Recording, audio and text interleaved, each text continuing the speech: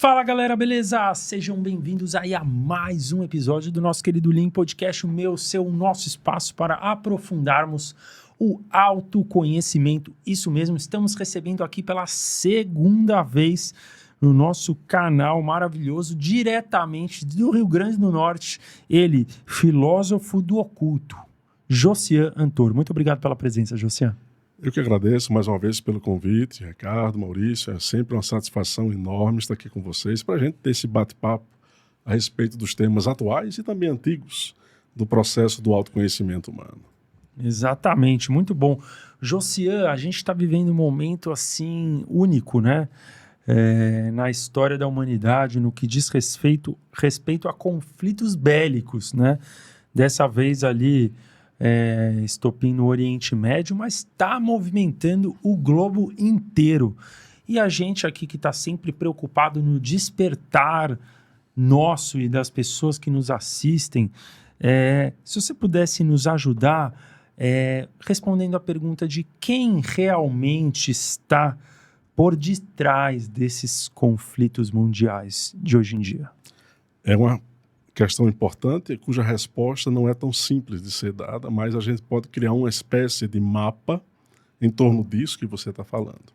Primeira coisa que a gente precisa prestar atenção é a inserção da presença de seres extraterrenos aqui na Terra. Eu sei que tem muitos que, quando ouvem esse termo, têm um certo pensamento de isso é ridículo, isso não tem sentido, isso não tem lógica, seres extraterrestres, ninguém nunca provou. Mas todas as culturas do planeta, só vou abrir aqui um parênteses nesse aspecto, todas as culturas do planeta sempre se referiram e se referem à presença de seres que não são humanos no orbe, no mundo. Uhum. Na Mesopotâmia, na antiga Pérsia, no Oriente, no Extremo Oriente, nas Américas, não há como desconsiderar esse fato. Quem está por detrás dos conflitos bélicos globais, vamos assim dizer, históricos do mundo, aí eu vou começar a falar. Que inicialmente tem a ver com os Anunnaki, inclusive a gente trouxe uma imagem aí do próprio Enlil, né, que dá para a gente perceber. Esses seres vieram à Terra há 450 mil anos, tem gente que coloca 445 mil. Nos livros e nos registros de Zecharia Sitchin, o rei Alalu teria chegado aqui de forma acidental. Tem gente que desconsidera esse fato, que acha que não, que foi algo deliberado que ele aqui chegou. Depois os próprios outros Anunnaki, dos clãs Anunnaki, né? Anu, Enlil, Enki, Nergal e Nana aqui aportaram. E esses há 450, 430 mil anos, eu estou colocando uma cronologia um pouco menor já, porque eles começaram a pensar em em produzir uma modificação genética no ser humano, para que esse ser humano, nas pradarias da África, no hominídeo do Homo erectus, pudesse se tornar um escravo deles. Então, primeira coisa que desmistifica essa criação muito romantizada do ser humano, que a gente tem que respeitar todas as formas de compreensão, mas há fatos que a gente também não pode deixar de lado. Os livros de Sitchin, por mais que contenham erros, são livros que apontam para um fato muito sério. Seres de fora chegaram aqui, colonizaram a Terra e modificaram a genética do ser humano. Livros de? Zecharia Sitchin, né? Cujas obras são Gênesis Revisitado, Crônica de Deuses e Homens, enfim, tem um número assombroso de livros que ele produziu, desencarnou em 2011. Zecharia Sitchin foi consultor da NASA, fazia a tradução das tabuletas sumerianas, né? Então, assim, existe o primeiro ápice desses seres, que são os Anunnaki. Segundo, entram os clãs, porque assim, os Anunnaki saíram daqui, ou essa elite, eu estou encurtando a história, porque senão vai ficar um pouco longa demais a resposta. Houve um tempo em que, a partir do dilúvio, chamado dilúvio universal, né, há 23 mil anos atrás, quando Enlil deflagrou todo aquele processo, e não foi Javé, como a história aponta, porque Javé foi chancelando o processo, ele foi concordando com o tipo de dominação que tanto um grupo quanto o outro, ou seja, os assessores de Javé, a hierarquia do demiurgo e os Anunnaki querem ou desejavam que o ser humano fosse obediente, dócil. tacanho, tosco, primitivo, capaz de apenas de obedecer ordens. Pronto, e acabou-se. Né? Mas Enlil era Anunnaki também? Ou ele é outra Não, espécie? Enki e Enlil são Anunnaki. Tá. Tá? E já Javé? Javé é o criador do universo. Certo.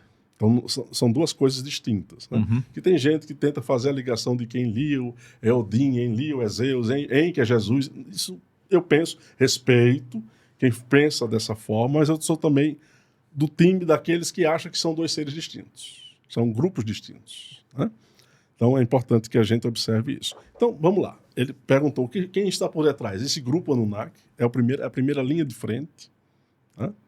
Depois, a gente tem um grupo de seres humanos, que eu chamo nas minhas lives de seres humanos desumanizados, porque são, desculpem o termo, sociopatas, psicopatas, que lutam contra a própria humanidade.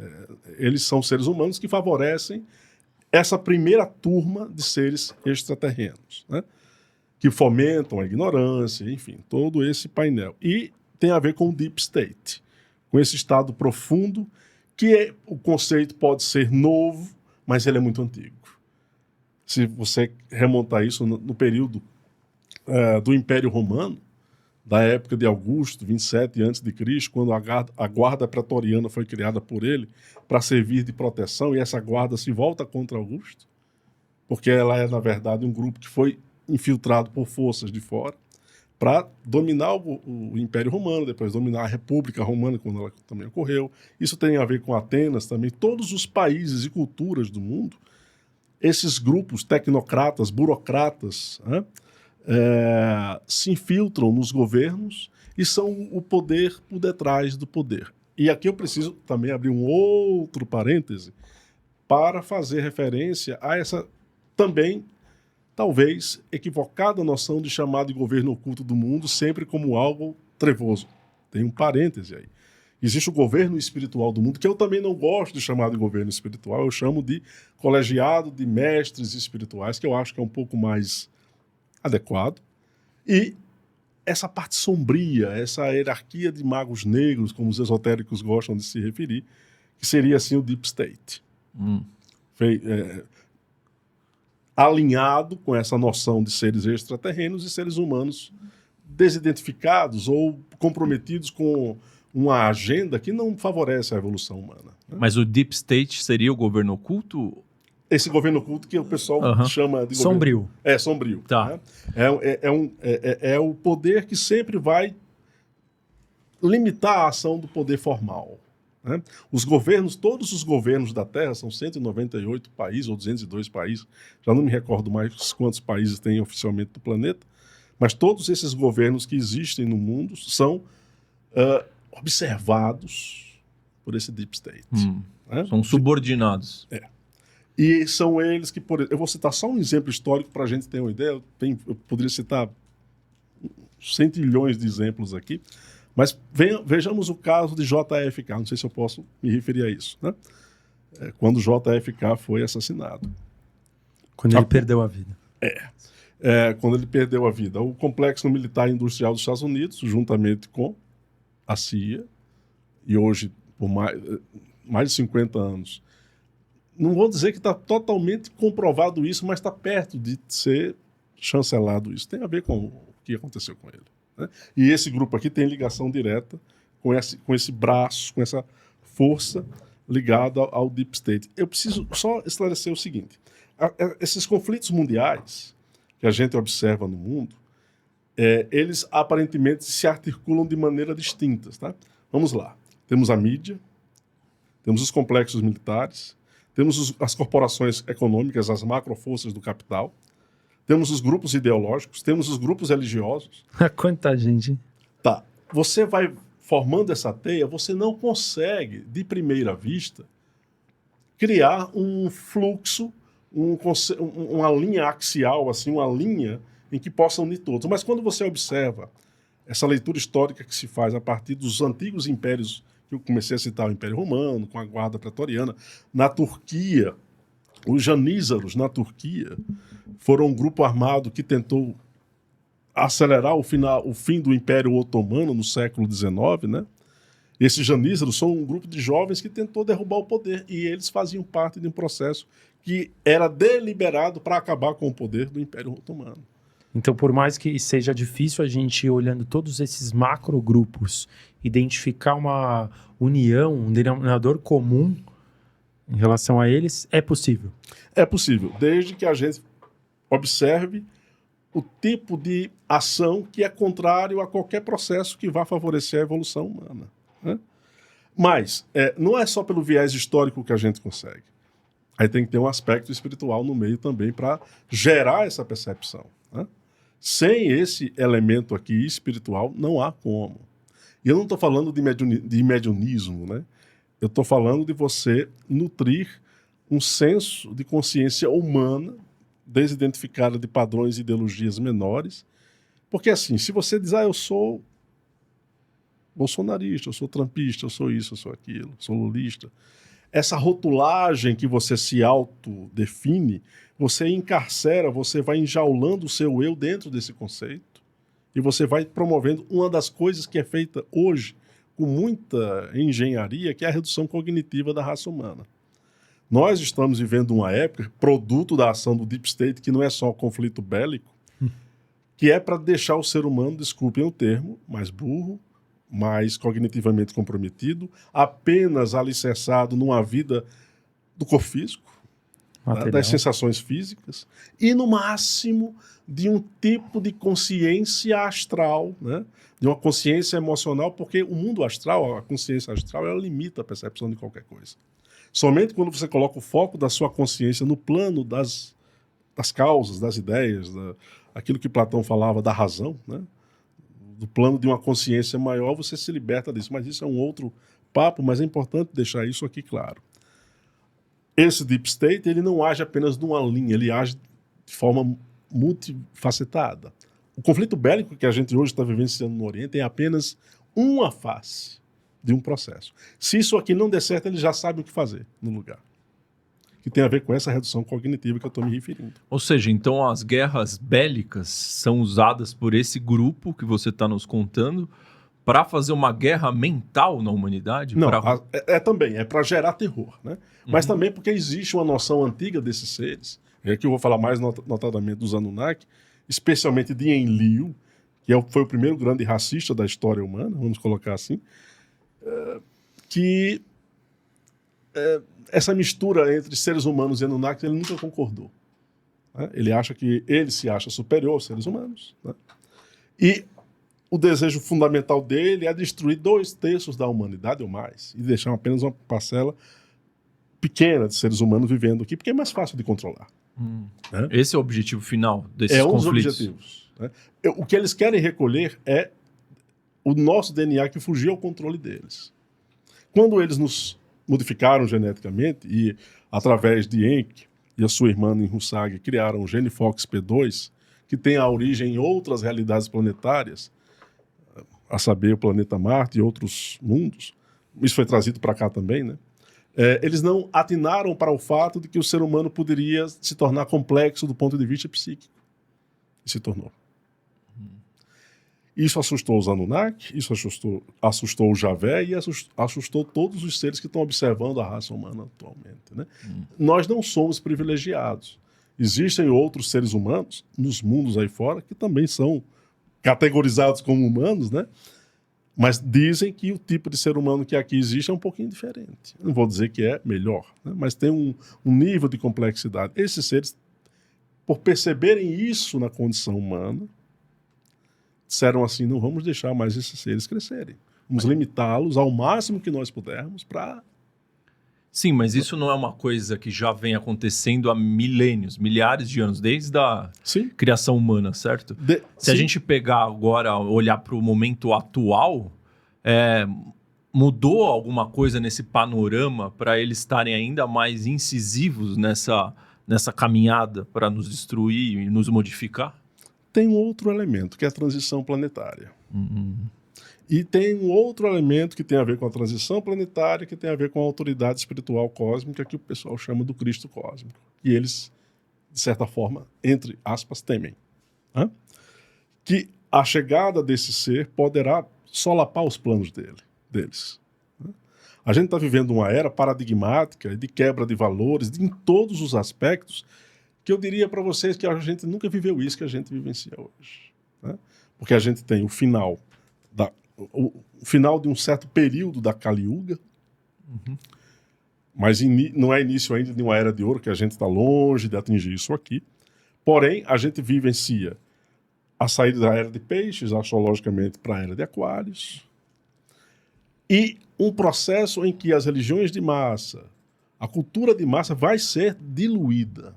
E eles não querem que isso aconteça. Por quê? Porque se você mantém uma mentalidade de rebanho, é mais fácil de controlar se todo mundo se individualiza, se todo mundo ganha em consciência individual. Para eles, isso é o final dos tempos. Né? Essa chegada desse Cristo cósmico, ele vai alertar todo esse processo, pelo que se diz, nos planos espirituais, e obviamente que não é apenas a chegada de um ser em supostas naves, eu não estou nem me referindo, não quero nem me referir a isso, mas é a presença de uma egrégora, de um ser desse naipe, nos ambientes espirituais da Terra e no ambiente físico, porque ele vai ser percebido efetivamente, que isso é como se isso acabasse com toda a possibilidade de dominação desses seres em nossa civilização. E eles sabem que eles não têm mais tempo. Então está iminente a chegada desse Cristo cósmico. Isso está sendo vacinado por todas as religiões da Terra para o período atual. É amanhã, daqui a 10 anos, daqui a um ano, não se sabe exatamente. Sabe-se que é esse contexto histórico aqui, apontado em diversas tradições esotéricas e espirituais do mundo. Mas aí eles podem fazer algo antes disso, mais grave do que eles já fizeram? Porque a gente sempre viu na humanidade, assim, conflitos mais locais, ou mesmo quando tiveram as guerras, os conflitos mundiais, não foram na proporção que seria atualmente. Eles podem fazer algo antes de chegar, dado que está tão iminente? A vinda de Cristo cósmico? Podem. E aí existe um mecanismo chamado livre-arbítrio. Vamos lá. Isso é meio contraditório que você vai dizer. Vamos tentar raciocinar então. O Cristo cósmico aparece, se impede a ação desses seres de nos dominar de maneira completa, mas se nós, por meio de líderes como nós temos hoje no mundo, e desse deep state híbrido de seres humanos com seres extraterrestres, promovem, eu não sei se eu posso falar essa palavra aqui, mas uma explosão, né? Pode. Global, vou colocar explosão global para ficar claro. Esses mentores, mestres espirituais, o próprio Cristo cósmico não pode interferir? Eles até podem. Mas de tanto nós já... Eu vou colocar o termo salvar só para ficar claro. Nós já fomos muito salvos por essas entidades espirituais. Eu vou citar o exemplo de 1989, quando um silo russo foi desativado por forças ligadas a essa hierarquia espiritual do bem, vamos aqui dizer, e que ali teria destruído o planeta e eles interferiram. Agora parece que a humanidade tem que arcar. Veja, a gente está atingindo um nível de consciência, de maturidade, de nível de informação, de ciência, de tecnologia, e também de maturidade emocional, ética, de consciência ética, né? E assim, é como aquela questão, o cara já está adulto, 25, 28 anos de idade, e você quer que o seu pai e sua mãe vista sua roupa, fica uma coisa um pouco estranha, né? Então, é mais ou menos nesse sentido. Eles até podem interferir, mas eles não vão interferir tanto. É meio estranho dizer isso. Porque há um plantio, há uma colheita, há uma relação de causa e efeito que a própria humanidade precisa responder pelo processo. Aliás, na história do universo, alguns planetas já foram desativados por causa da irresponsabilidade da maior parte da humanidade desses mundos e tiveram que serem trasladados ou para a Terra ou para outros mundos. Marte é um exemplo? Marte é um exemplo perfeito que você coloca também. Na descrição de algumas daquelas tabuletas sumerianas e também de alguns registros das tribos africanas, não a tribo dos Dogons, que os Dogons falam de Plutão, mas de algumas outras, fala que Marte tinha uma vegetação exuberante, né? Mas, na verdade, há a comprovação de que lá existia vida muito parecida com a que nós temos aqui, com a atmosfera adequada e tudo. E aquilo foi cancelado, vamos colocar dessa maneira. Então, eu vou responder você da seguinte forma. Eles podem interferir, mas existe um livre-arbítrio que vai ter que que ser levado em consideração. Ou seja, vai ter que partir da gente. A responsabilidade é nossa, né? Então, aí que eu te pergunto, como deter esse plano de dominação dos Anunnaki sobre nós? Se o número de pessoas num podcast como esse fosse de bilhões de pessoas, ou em outros podcasts com outras pessoas falando sobre esse tipo de assunto, não exatamente eu, porque eu não tenho muita importância nisso, e as pessoas se conscientizando, buscar o autoconhecimento, serem questionadoras da realidade, não passivas. O ser humano é passivo. Tudo que a gente faz é porque tem uma autoridade por detrás. É porque alguém está dizendo, olha, eu sou da religião tal, eu não posso fazer isso. Eu não posso deixar de comungar. Eu não posso contrariar o meu filósofo de preferência. Essa independência, ela ajuda o ser humano a tomar atitude, porque nós não sabemos tomar atitude. O maior exemplo que a ficção criou foi Neo, de Matrix. É aquilo dali que a gente devia seguir. Veja, ele não ficou apenas no plano das ideias, ele sabia das informações. O que ele fez? Ele agiu. Então ele não ficou vendo um filme, ele não ficou lendo livros, ele foi à ação. Né? Só que o ser humano sabe que ele tem o maior dos medos, medo de morrer. Medo de perder a casa, os bens, as posses dele. Né? Todos nós somos assim. Mas isso aqui é apenas um plano holográfico, relativo, transitório, denso, que vai passar e que não responde pela realidade que nós somos. Mas então a gente pode inferir aqui que só iremos ter um basta nesses conflitos se e quando o Cristo cósmico chegar? A gente pode bater esse martelo? Isso, é a partir daí. É a partir daí, porque pelo que se tem de notícia nos planos espirituais é que serão várias visitas desse ser e de outros seres ligados a ele. Até a humanidade se conscientizar, porque a humanidade vai pensar que é final de mundo. Todo mundo, quando liga a vinda de Cristo, pensa o quê? Apocalipse. Apocalipse, o mundo vai acabar. E, infelizmente, muitas pessoas, elas vão tirar a própria vida, inclusive pensando que o mundo de fato vai acabar. Tem gente que vai ficar louca. Mas não há outra forma. Porque as pessoas, elas precisam serem conscientizadas, mesmo que um evento externo desse. Isso é a maior prova de que nós não temos consciência. A gente precisa de um choque de realidade absurdo, de um ser cósmico desse aparecendo pra gente dizer, a vida não é então isso aqui só. Então quem são esses caras que estão tentando acabar com o planeta? E a gente fica levantando bandeiras ideológicas pró e contra, ou seja, dividir para conquistar sempre foi a arma dessas galeras, vamos assim dizer, né? E enquanto não acontecer essa visita, infelizmente, isso aqui de fato é um elemento crucial. Não é totalmente determinante, porque eu vou voltar à sua pergunta, a resposta à sua pergunta. Se nós nos conscientizássemos, nós não precisaríamos da vinda do Cristo. Entenda, o Cristo externo, ou cósmico, ele é uma expressão do Cristo interno que está dentro de você. Então, não há um Cristo fora, há um Cristo dentro de você que não despertou. Tem que estar adormecido. Está adormecido. Todas as religiões de massa detestam que alguém saiba desse tipo de informação. Estou colocando a palavra forte. Porque, assim, o discurso teológico é o quê? É dizer que existe um ser, um livro perfeito, que você tem que obedecer isso aqui. E fora de você. E que ele é o meio para você alcançar o ser. Não há um meio, é você que é o próprio Jesus foi muito claro, eu sou o caminho, a verdade e a vida. Essa frase ela tem uma profundidade que nunca se analisou com tanto detalhe. Nós somos esse caminho, essa verdade e essa vida. E não ele. Ele também é, mas é tudo, né? Sim. Essa noção de totalidade se perdeu. De unidade. De unidade, muito bem colocado por você agora. É uma unidade na diversidade, né? É a diversidade contemplando a unidade profunda da vida, do eu que reside em cada um de nós, da mônada que nós fazemos parte, que é eterna e atemporal, né? Então, e esse deep state, ele é um único? É uma unidade ou são vários? São vários, né? Por que eu te pergunto isso? Porque se são eles que estão por detrás dos conflitos, como que é definido, determinado que tal estado vai ser o atacante e o outro vai ser o defensor? Por que sempre um ataca o outro?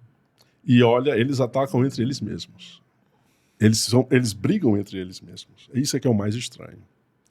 Eu vou citar o exemplo do clã de Enlil, que nas minhas lives e também em algumas coisas que eu andei escrevendo por aí, o clã de Enlil é o clã da beligerância, da agressividade. O clã de Enki seria um clã mais de dominação genética.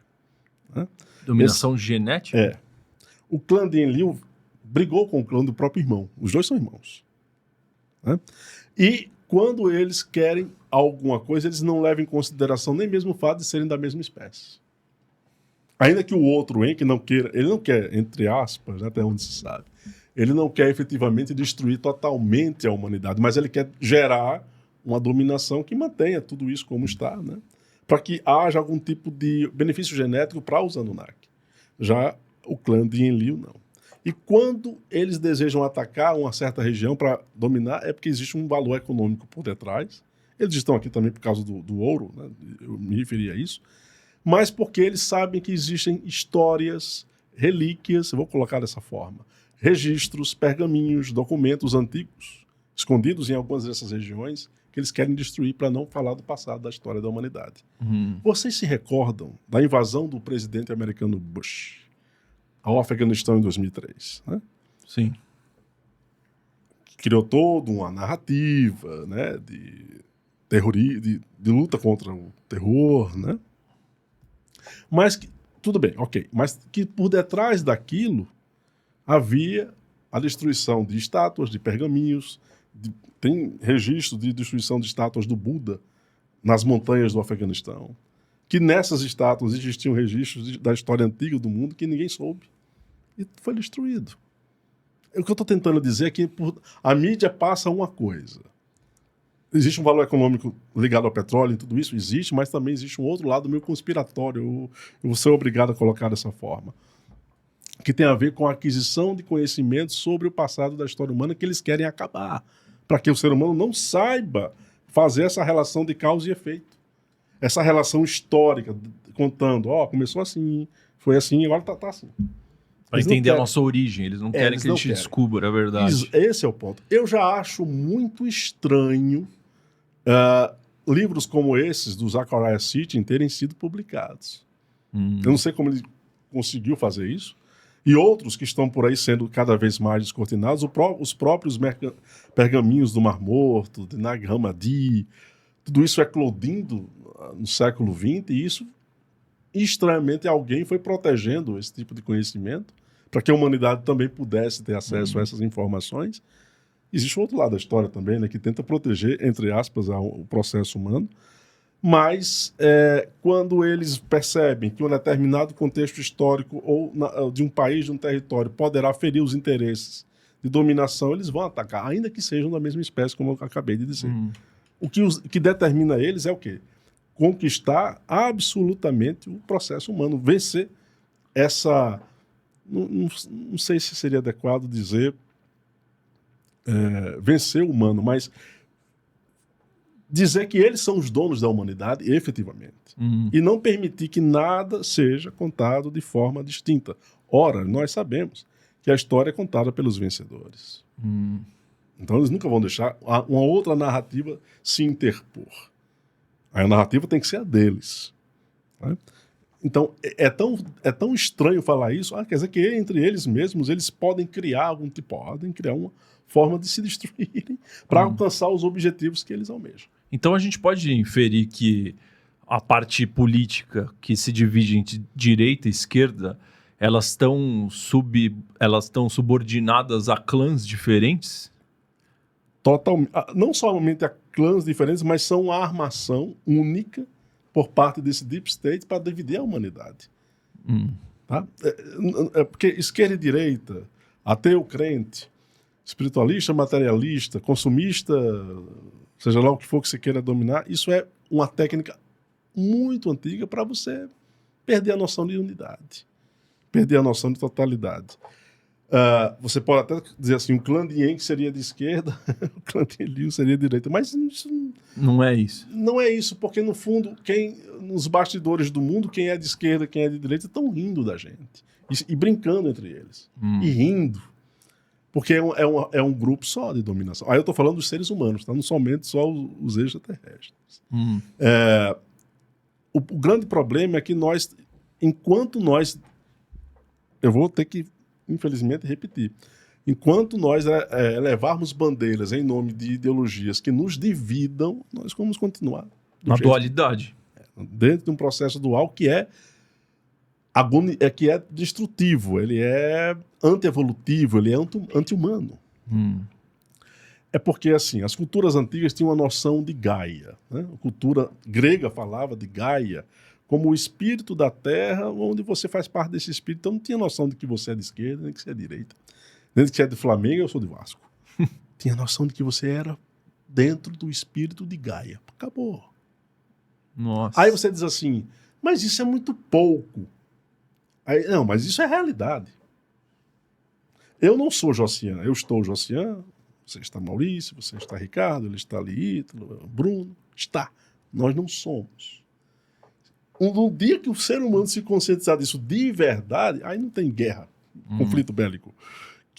Porque o conflito ele é uma exteriorização dos seres que estão adoentados. Né? O ódio ele fica sendo expressado, e na medida que esse ódio é expressado, não tem como você se tornar outra coisa. Você é esse ódio. Essa divisão, você se torna essa divisão. Então, o problema nosso é um problema de educação mental, emocional, espiritual, de consciência ética, de consciência planetária. Consciência planetária, você fica pensando nos movimentos New Age, não tem nada a ver. Consciência planetária é você saber que faz parte de um circuito de seres que são humanos, que o que acontecer para o africano, o brasileiro, o japonês, vai dar para todo mundo. Se esse ultimato que o presidente americano deu hoje, né? Não foi isso, mais ou menos? E se isso aqui acontecer, não importa se você é francês, chileno. As consequências... Eu estava conversando com o Ítalo ali, enquanto nós vimos, ele estava dizendo isso, né? Que nós vivemos numa civilização extremamente hoje volátil que não tem como assegurar nada no futuro. Que grau de previsibilidade a gente pode dar às nossas ações futuras diante do quadro caótico que se manifesta no mundo? Que tipo de segurança a gente tem? Né? Aí você vai dizer assim, mas isso é uma linha muito pessimista. Não, isso é uma linha realista do que a gente observa. E eu vou ter que dizer, se o ser humano se conscientizar, esse fator aqui se dilui. Mas poucos grupos se conscientizando já é muita coisa. A gente pensa sempre de uma maneira megalomaníaca, né? Bilhões é o ideal, mas o ideal não se aplica no planeta. As pessoas precisam ter a noção de que cada gesto voltado a ser mais bondoso, que é uma palavra piegas, ser bom, ser consciente. Eu sei que não dá porque a gente vive numa civilização como eu posso dizer? Materialista, né? Mas, cara, ser bom não é ser bonzinho. É você ser justo. É você aplicar o que você deseja para o outro. Eu quero que também haja essa reciprocidade. Será que isso é tão impossível de ser aplicado na Terra? Ou nós já somos, na origem, doentes ao ponto de não conseguir fazer isso? Ou nós somos muito preguiçosos, porque deixamos isso sempre para o futuro ou para as futuras gerações, quando isso nunca vai acontecer. Vai acontecer se o nosso presente for ativo. Então, mas eu tenho uma visão de que algumas pessoas até entendem essa sua visão e outras nem pararam para pensar porque elas estão tão imersas na Matrix que elas estão só pensando no materialismo. Então eu acho que isso só vai acontecer o dia que as coisas piorarem de vez.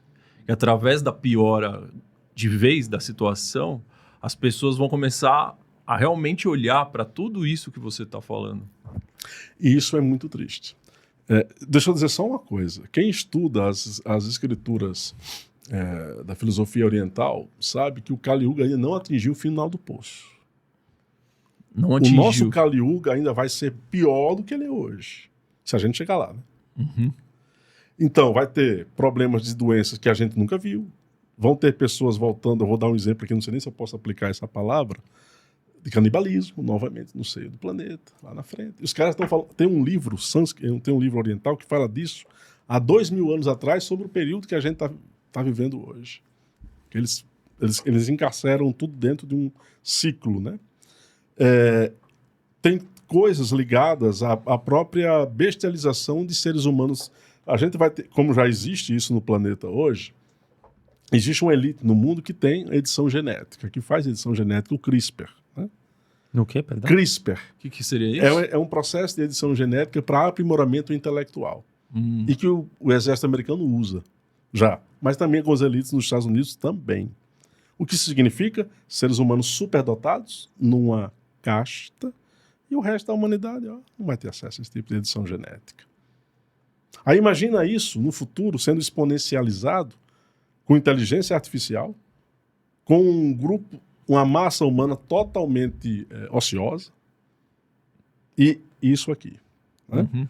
Então, veja, nós ainda vamos atingir o fundo do poço se essas escrituras estiverem corretas. Isso que a gente está vendo aqui ainda não é o fim do poço. Sim. Né? Mas eu tenho uma visão, eu não sou pessimista, estou colocando a coisa num grau assim de realismo maior para a gente entender o que está acontecendo. Porque nós somos muito facilmente manipulados com visões muito românticas, muito coloridas, muito perfeitas, que não correspondem aos fatos. Porém, eu tenho uma notícia muito boa para dar. Tudo isso aqui é ilusório, né? Isso é Maia. É uma Matrix. É uma Matrix. E se existe uma forma de sair... Não, se eles criaram uma Matrix, existe uma forma de sair. Aí entra a questão... na cultura egípcia, a gente tem o livro egípcio dos mortos, né? Que fala da pesagem do coração, que eles chamam de psicostasia, onde tem Anubis, que é uma figura ligada a uma divindade egípcia, né? Onde essa divindade, na representação hieroglífica que se tem, pesa o coração do morto. Está aqui uma balança, aí tem um coração e uma pena. Se o seu coração é mais pesado que a pena, você reencarna. Tá até na tela aí. Nós estamos observando aqui, né? E se ocorre o contrário, você sai da roda do Sansara. Esse Anubis, que é uma divindade egípcia, ele representa a sua consciência quando ela começa a despertar para fazer isso que os espíritas ensinam maravilhosamente bem, que é a reforma íntima. Né? Reforma íntima. Isso, reforma é a transformação dos seus valores internos em princípios e a verticalização da consciência a níveis vibratórios mais sutis. Porque não é só melhorar uma qualidade aqui e acolá. É você manter o foco da sua consciência nos níveis superiores da sua mente espiritual. Né? E essa psicostasia da representação dos egípcios, ela é muito profunda, que ela quer dizer o seguinte: se você for um cara que desencarna sem remorso, sem ressentimento, sem mágoas, sem ódio, principalmente esse último aqui, o ódio se traveste de ira e de raiva, né? Se esses elementos aqui principais forem trabalhados naquela encarnação, você não precisa ficar preso a esse ciclo de horrores que é você ficar nascendo, desencarna, nasce de novo, Porque o coração vai estar leve. O coração vai estar leve. Mais leve que a pena da balança. Entende? Então, por que esse ensinamento é importante e tem a ver com a questão do Deep State? Lógico. O Deep State, todas essas forças de dominação, elas não desejam que você seja leve, capaz de ter autocontrole emocional. Consciência expandida. Consciência expandida, consciência cósmica, consciência planetária. Eles têm medo do ser humano com esse tipo de consciência. E essa é talvez eu comece a responder a sua pergunta agora. Essa é a nossa arma contra a dominação deles. Muito bom. Vocês devem ter assistido um filme chamado V de Vingança, das irmãs Wachowski. Das antigas. Que é o mesmo diretor de Matrix. De Matrix. Isso. Mesmo diretores, né? Eles eram diretores, agora diretores. Filme é com o Maurício aqui. Então, assim, lá se mostrou alguém que começou a gerar um nível de... plantar a semente das ideias para se mudar aquela civilização. A Londres totalitária. Ele conseguiu. Mas teve violência. Ali é só uma... Lógico que elas colocaram aquele ato final, né, de explosão do trem, mas o aspecto importante é ver que todos estavam vestidos com aquelas máscaras, representando o fato de terem despertado e lutarem contra o totalitarismo do regime. Mas como é que se faz isso? Cada um começando a ter independência mental própria. Por que eu defendo esse político X? Mas eu não sou obrigado a ficar puxando o saco dele. Idolatrando. Eu vou questionar o meu político. Ô, fulano, por que você está defendendo isso? Você está sendo contrário, você se diz que vai votar em mim, está me questionando, mas é assim que eu preciso votar em você. É tendo esse tipo de postura. É uma crítica consciente, filosófica, bem alicerçada. Eles dizem que se a gente tivesse isso hoje, na maior parte da civilização humana, talvez esse tipo de dominação não fosse tão exacerbada. Mas também não é só a questão da crítica, da racionalidade. Existe um outro elemento que os dominadores, que os manipuladores da nossa realidade temem, que tem a ver com a questão dos sentimentos elevados e o tal do amor, que é tão machucado, né? Que o amor, quando a gente trata em amor, logo na mente da gente emerge a imagem de religiosidade ou de um ser bonzinho demais. Não, o amor tem a ver com o fato de você agir sem esperar nada em troca, de você ser bom e você não ter apegos. Mas nós somos criados para termos todo tipo de apego. O amor vai ao lado disso, vai na corrente contrária disso. Amor consciente eu não posso nutrir ódio nem mesmo pelos meus inimigos. Apesar de que eu tenho que ter a consciência de que eles estão tentando nos destruir, mas eu tenho que alimentar um tipo de sentimento de distância e não de ódio. Né? Eu sei que eu não gosto de você, mas eu não preciso lhe odiar. Ou eu não tenho afinidade com você, mas eu não preciso alimentar esse ódio e manter essa vibração, porque ela vai deixando você para baixo. Literalmente nos 3 chakras inferiores. Né? Que são? Os Svadhisthana, Manipura e o Muladhara, né?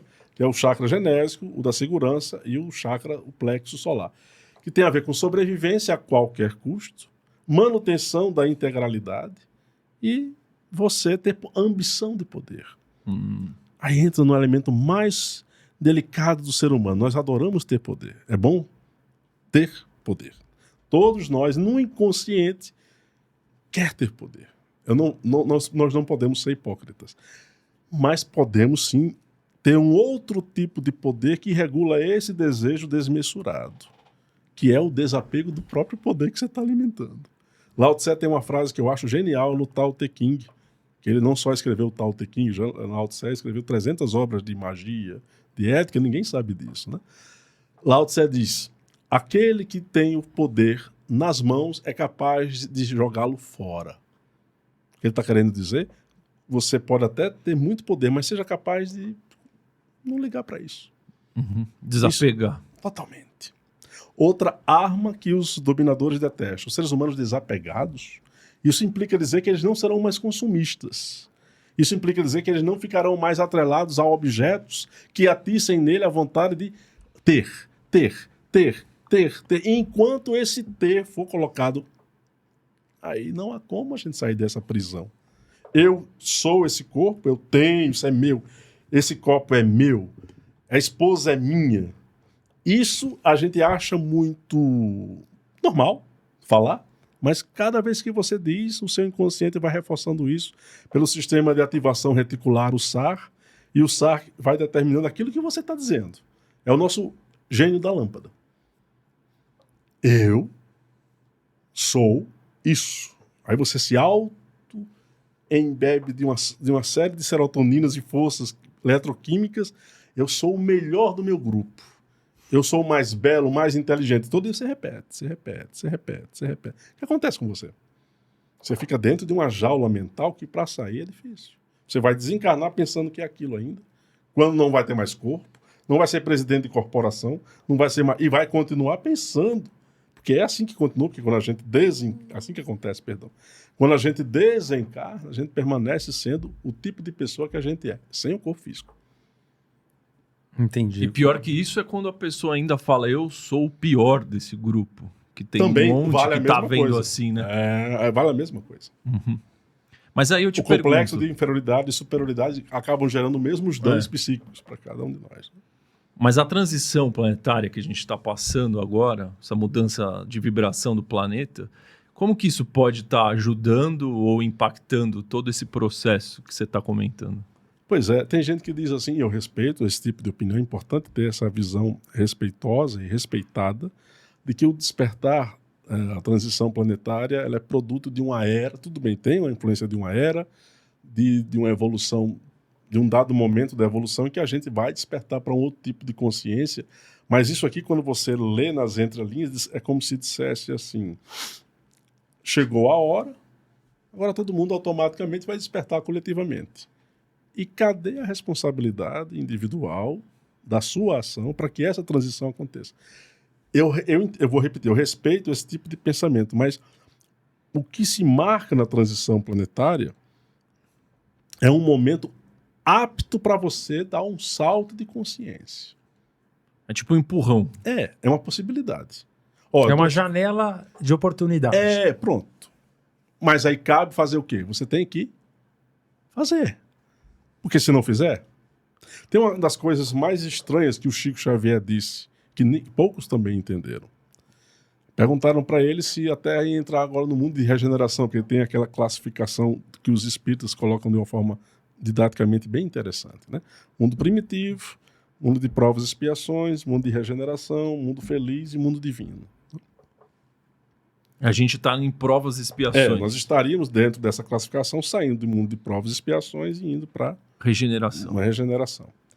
Aí perguntaram ao Chico, num dos últimos programas Pinga Fogo que ele fez, se nós já estaríamos entrando nesse mundo de regeneração. E ele respondeu, vai depender do ser humano, porque se até o ano 2019, se em 50 anos, o ser humano permanecer beligerante, nós teremos um retrocesso de 900 anos a mais dentro do circuito de mundo de provas e expiações.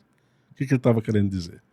Que na visão dele, nós poderemos agora, se a nossa ação não for consciente nesse sentido, ficarmos mais 900 anos dentro desse estado caótico que a gente está, e piorando. Né? Então, assim, mas estamos na era de Aquário. Ok, e o que você está fazendo? Porque, assim, se você entra no automático todos os dias com os mesmos pensamentos, as mesmas emanações vibratórias de emoções pesadas, reclamando sempre, falando mal dos outros, se comprazendo em ver o outro sofrer, invejando, cara...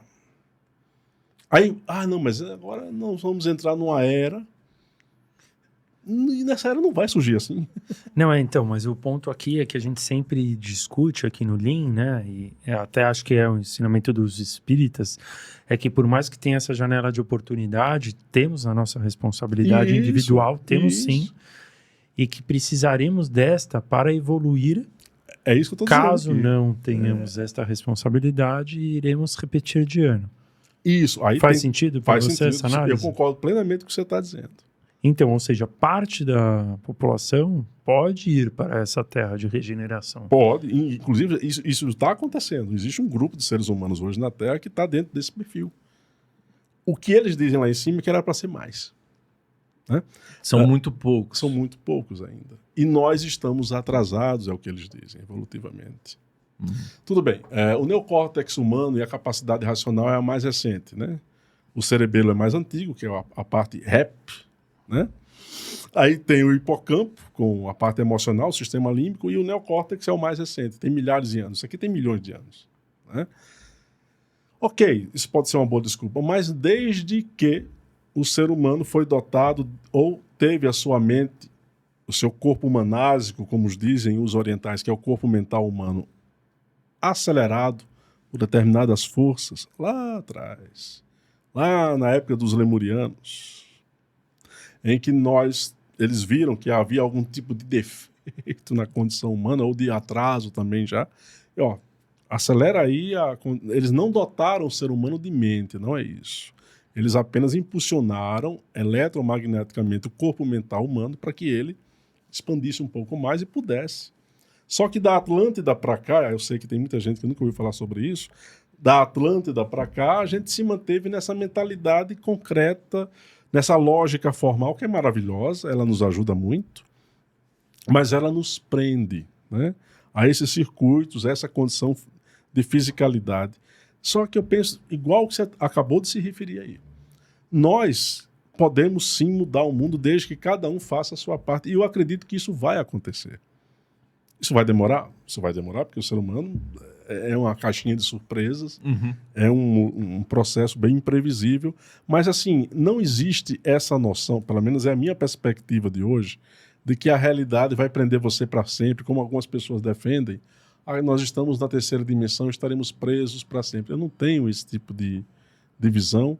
Eu tenho a perspectiva, de fato, de evolução espiritual. Ou seja, isso quer dizer o seguinte, que todo esse processo de dominação, seja do governo oculto sombrio, né, que é o Deep State, seja de qualquer coisa ou força que venha atrasar a sua evolução, vamos ter que superar isso aqui. A gente vai falar do mito de Hércules vencendo os 12 trabalhos. É aquilo dali, é vencer os obstáculos, é encarar o caos como a matéria, o degrau para você aprender. Um obstáculo para ser superado. Isso, um obstáculo para a gente superar, que é esse o processo. Se nós encaramos a coisa de forma muito radical, não, está tudo perdido. Eu sei que às vezes nas minhas palavras parece denotar isso, mas não. Eu preciso mostrar o quadro como ele está, para dizer assim, agora vamos fazer isso aqui que talvez dê certo. Mas a história de... Lá em Matrix, no filme, tem a parte que o Neo conversa com o arquiteto. Isso, no Matrix Reloaded. Né?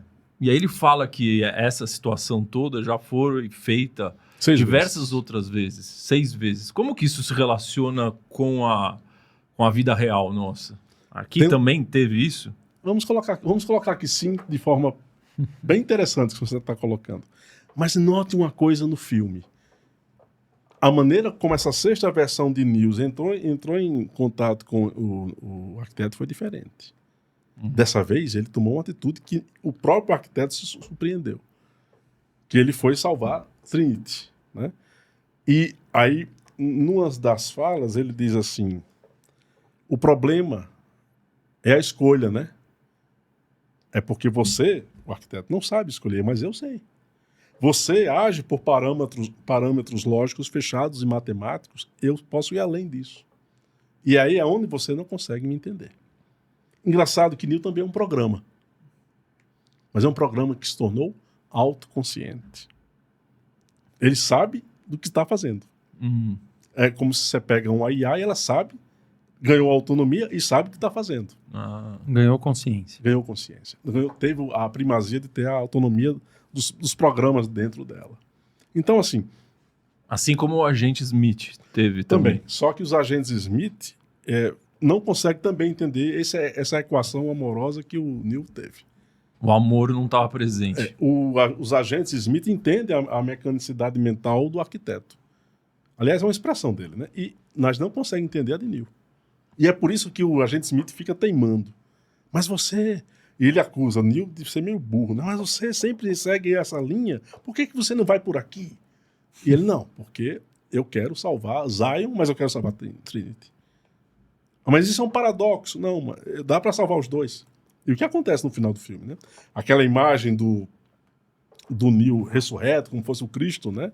Ele ressurgindo das cinzas como Fênix, é a representação do ser humano que conseguiu entender o paradoxo da realidade, porque superou a mecanicidade, aí o estado de avídia, que é o estado de ignorância que a gente tem, de todos dos programas ali que existiam, os programas não eram conscientes.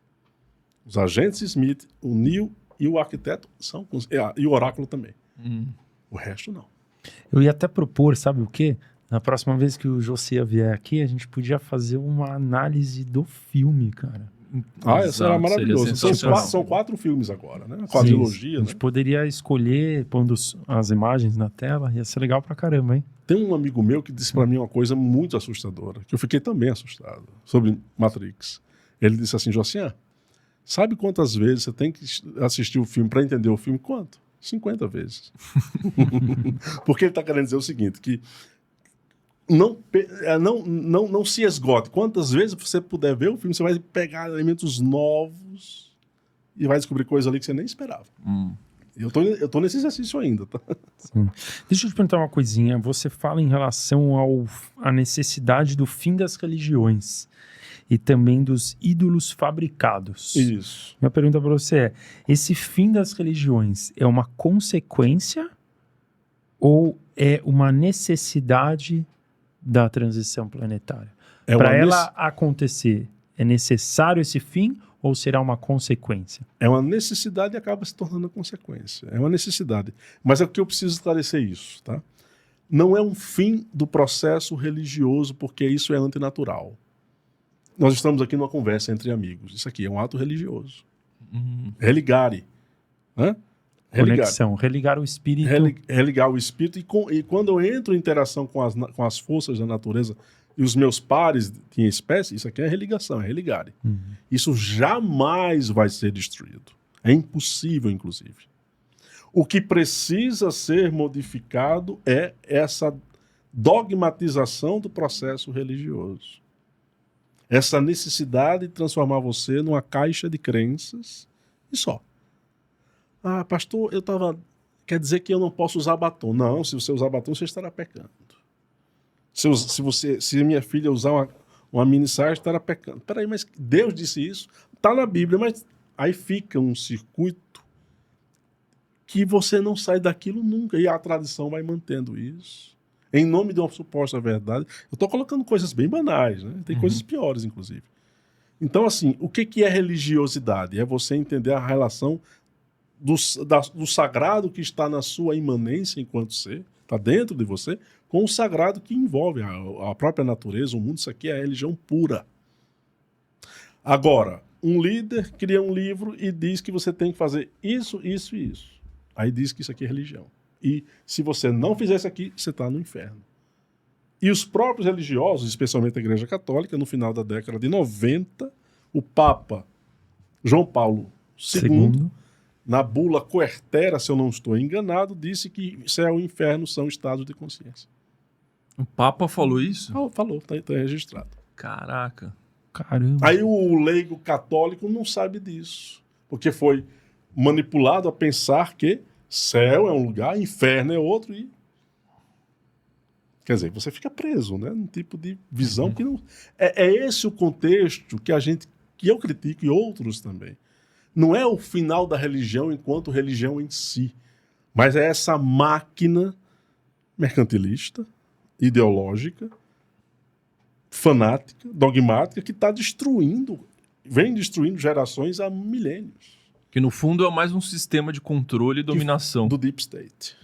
É mais um pilar. É assim mais como um a mídia, alicerce, é mais um assim pilar como a desse educação, processo. assim como são as macroempresas. Isso. Tem outro elemento. Então, eu estou intuído para dizer isso aqui, eu não ia falar. A Idade Média, com as fogueiras, tem espíritos desencarnados, consciências desencarnados lá no plano astral, que até hoje estão emulando ódio por aqueles que os levaram à fogueira. Aí, isso, quanto tempo já temos? Mais de 1000 anos, né? Aí fico pensando, tem gente que, lógico, eles reencarnaram, mas assim, quando desencarna, toda a memória das vidas passadas, a gente tem acesso. Então tudo aquilo emerge novamente dentro da gente. Aí fico pensando assim, você começa a ter consciência e, nossa, aí não muda, porque você está com o ódio renovado. Então, esses crimes que a Igreja Romana fez, isso tem consequências até hoje no plano astral. E por mais que o Espiritismo tenha romanceado as colônias espirituais que existem, mas enfim, é um grupo de seres tentando ajudar quem está desencarnando com problemas, isso dá trabalho para esses mentores que estão lá no plano astral. Por quê? Porque tem um filme maravilhoso do Robin Williams, que é O Amor Além da Vida. Assistiram? Ele vai buscar a mulher dele que ela tirou a própria vida. Né? O Rosa é sensacional. Quem acompanha a gente aí sabe, meu. É bizarro, assim. Conhece todos. Vamos fazer só um podcast só com filmes. Vamos lá. Primeiro vai ser Matrix. Então, assim, aquele filme mostra o drama das pessoas que dão trabalho aos mentores na Terra, dão trabalho aos mentores lá no plano astral. E aquela mulher, ela não conseguiu reconhecê-lo. Lembra da cena do filme, né? Sim. Ele aparece para ela e ela fala com ele como não soubesse quem ele era. Porque ela se perde? Porque o ato que ela cometeu a tristeza profunda que ela se envolveu foi tão grande que ela perdeu a lembrança dos fatos ocorridos na encarnação. Quer dizer, o fato gerador do ato de tirar a própria vida, ela sabia daquilo. Mas o resto ficou meio que apagado. E tem livros do Divaldo e do Chico que mostram isso com muita veracidade. Deu para comprovar isso nas entrelinhas dos livros deles. Isso acontece, isso não é romantismo, não, isso é real.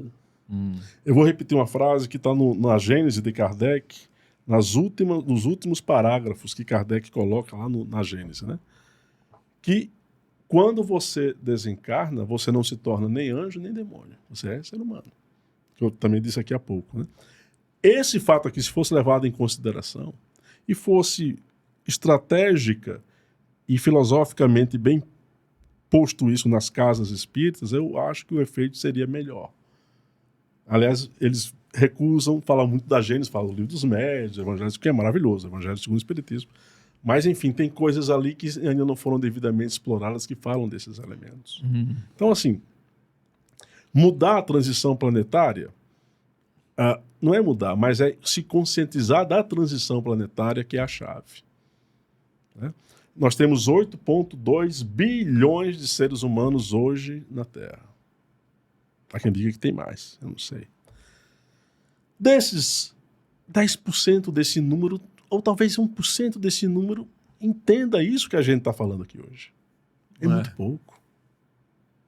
E eu não estou sendo alarmista e nem sensacionalista quando eu digo isso. Eu estou buscando fatos que são comprovados, né? Tem populações na Terra, por exemplo, que nunca leram A Voz do Silêncio que Blavatsky produziu, que nunca leu o Livro dos Espíritos. Sim.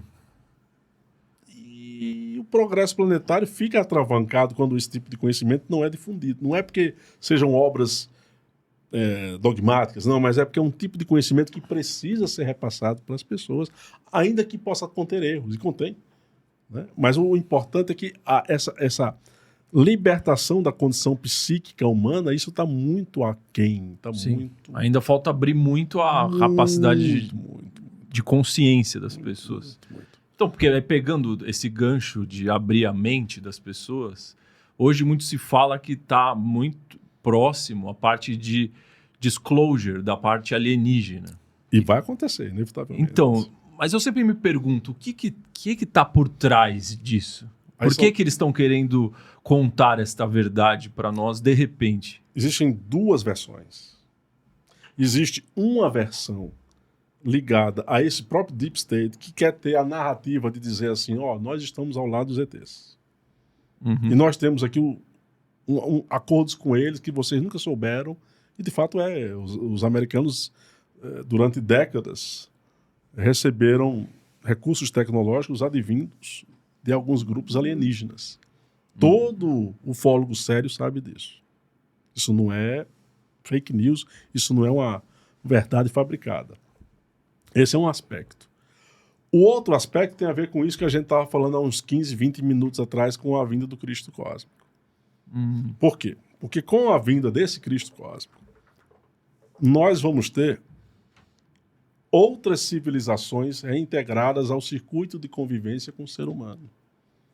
Veja, existem sim grupos extraterrestres que são contrários. Eu não sei se o termo adequado seria negativos, mas enfim, que caiba aí o termo negativo. Mas há um grupo de seres extraterrenos, biológicos, que estão alinhados a esse processo da vinda do Cristo cósmico com aquilo que se fala no esoterismo de reintegração cósmica. Que é o fim da quarentena. A Terra está isolada do contato com os mundos, correto? Desde o final da rebelião de Lúcifer.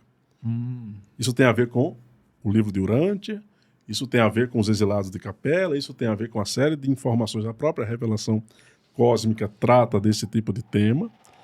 E o discurso de quem vai dizer assim, os extraterrestres convivem com a gente há muito tempo e nós aqui do governo X, Y e Z estamos ao lado deles. Esse é um discurso que está sendo preparado para gerar uma outra manipulação. O segundo grupo é o grupo voltado a essa questão do Cristo cósmico, que eu acabei de me referir. Né? Então, assim, qual é o discurso correto? Como saber disso? Aí existe um elemento. Existe um elemento que é, a questão da vibração. Como discernir um ser cósmico aparecendo para o planeta todo, se aquilo for uma imagem holográfica projetada? Né? Obrigado. Aquilo pode ser uma projeção mais uma, criada por uma IA fantástica. Uhum. Não, mas aquilo não é, porque eu sinto, independentemente do que eu estou vendo, que algo é mais forte, que tem vibracionalmente uma força que não é fabricada no meu interior. Né? Do mesmo modo que o pastor, ele entoa o canto e as suas ovelhas o obedecem, do mesmo modo nós vamos saber que o Cristo cósmico que está ali não é uma farsa. Como querem que nós acreditemos com o projeto Blue Beam, que é o projeto que diz que Jesus vem com os anjos tocando trombetas nos céus e vai reunir os eleitos, que é o discurso dessa ala que vai defender a vinda dos ETs aqui como mais uma forma de manipulação. Seria uma falsa aparição de Cristo. Ainda tem esse elemento. Para nos enganar. Sim, ainda tem esse elemento que eles estão armando nos bastidores. Porque eles querem se apropriar da visão extraterrestre para dizer assim, ó, nós estamos com eles estão conosco, eles têm acordo conosco. E aqui é Jesus. Mas quando o Cristo cósmico, de fato, aparecer, não vai ter como você mentir. Porque isso é um processo vibracional. Não é um processo apenas de projeção externa. É um processo de comunhão espiritual. Vou colocar um conceito até religioso. De comunhão espiritual, de anelo, de êxtase espiritual, se é que eu posso colocar dessa forma. Eu entendi essa filosofia, essa visão, mas dado que eles já têm um controle sobre nós imenso, né, que a gente sabe, se eles estão querendo criar uma coisa tão pirotécnica, uma coisa tão incrível, que seria uma volta de Jesus falsa, será que não tem algo por trás que eles estão com medo que aconteça, que eles querem impedir, para fazer algo tão grandioso desse jeito? Na sua pergunta já tem a resposta. Por quê? Porque eles querem impedir que esse Cristo cósmico apareça. Quando eles se apropriam da imagem de um Jesus vindo nas nuvens, tocando trombetas, isso é o que para você na sua cabeça? O que isso remete? Salvação. Salvação. O que mais? Todo o processo religioso que você foi alimentando. Isso. Tá. É a manutenção do processo. É a manutenção de todo esse status quo.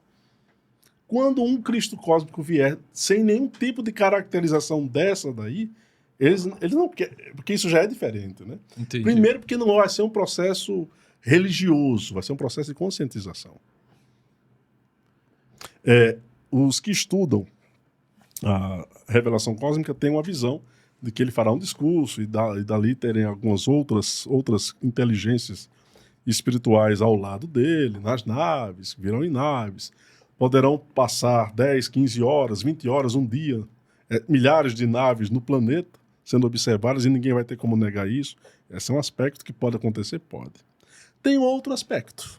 Ele, de fato, pode aparecer na hora que ele quiser, sem naves. Hoje, os níveis informacionais permitem que você instantaneamente fale uma língua e essa tradução desse idioma se dê para todos os idiomas do planeta através de tecnologia. Né? Você fala inglês aqui, português, aí vai. Sim. Né? Eles podem usar esse tipo de artifício. E o elemento que esse projeto Blue Beam não tem, que é o fato de você entender que aquilo tem a ver com o Cristo que está dentro de você. Eles dos planos espirituais, dizem que isso não vai ser facilmente distorcido. Isso não tem como você ser enganado por isso. Eu vou ter que voltar novamente à imagem de alguém que vê o pai e sabe que seu pai quer o seu melhor, né? Ou pelo menos assim é o que se tem no arquétipo. Você não duvida que aquele cara é o seu pai. Então, é como se dissesse que lá no inconsciente você não vai duvidar que aquilo ali é o Cristo cósmico. É uma coisa interna, pujantemente vibracional. E aí só o tempo vai ter que chancelar isso. Mas há essa questão. a apropriação do discurso dos ETs e o fato do próprio Cristo cósmico e outros seres promoverem a reintegração cósmica do planeta Terra com esses circuitos civilizacionais aí fora. Porque a Terra precisa também voltar a conviver com eles. Mas como que esse Cristo cósmico vai vir para todos, sendo que nem todas as filosofias e todas as religiões, digamos assim, acreditam no mesmo avatar crístico? É o mesmo ser com outros nomes. Mahdi, na religião dos árabes, se eu não estiver enganado. Jesus, na visão dos cristãos. Maitreya, na visão dos budistas. E o próprio Messias dos judeus, que eles acham que o Messias vai vir agora, que ele não veio antes. É um ser só. Todas as religiões estão esperando hoje na Terra um ser dessa autoridade aparecer. Muda o nome, mas não o ser. Não é Jesus, né? É Cristo cósmico. Entendi seu... Aí eu vou repetir o que eu disse há pouco. Quando ele aparecer, você que é profeta de Maomé vai saber que é ele. Você que é judeu vai saber que é ele. Você que é budista vai saber que é Maitreya. Você que é cristão. Vai unificar. Isso. Essa noção ela vai ser captada por todo mundo. Porque os sinais serão os mesmos relacionados à vinda dele. Esse ser conhecido como Jesus ou Yeshua, o nome dele nas tradições esotéricas, Yeshua Ben Pandirá, que é o nome, segundo o esoterismo, o nome real de Jesus, né? Esse ser, ele se cristificou enquanto viveu na Terra até os 33 anos. E esse Christus ou Crestus é um título espiritual de iluminado, que é o mesmo título para Buda, que é o desperto, o iluminado. Então é o mesmo ser. Né? De diferentes culturas você tem o mesmo tipo de objetivo religioso, vamos assim dizer.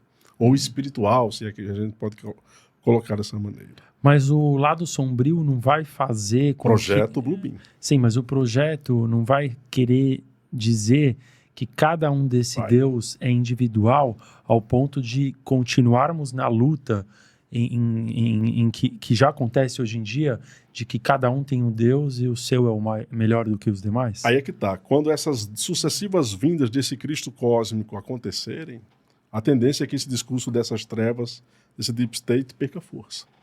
Até porque muitos deles não vão estar aqui quando esse Cristo cósmico vai aparecer 1, 2, 3, 4, 5, 6.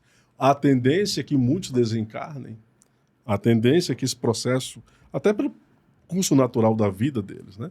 Mas a manutenção dessa máquina de dominação, ela tem a tendência de ser destruída por causa da presença desses seres. Esse é o seu otimismo? Esse é um dos meus otimismos. Então, mas eu acho esse projeto Bluebeam meio que uma burrice, no sentido Totalmente. de que... Tá bom, eles criaram essa narrativa, o pessoal acreditou por um tempo. Mas aí, a partir do momento que vier o Cristo cósmico real, ele vai vir, se fizerem isso, provavelmente... Cai tudo por terra, então não adianta nada eles quererem evitar o inevitável. Penso igual a você. Eles sabem que o Cristo...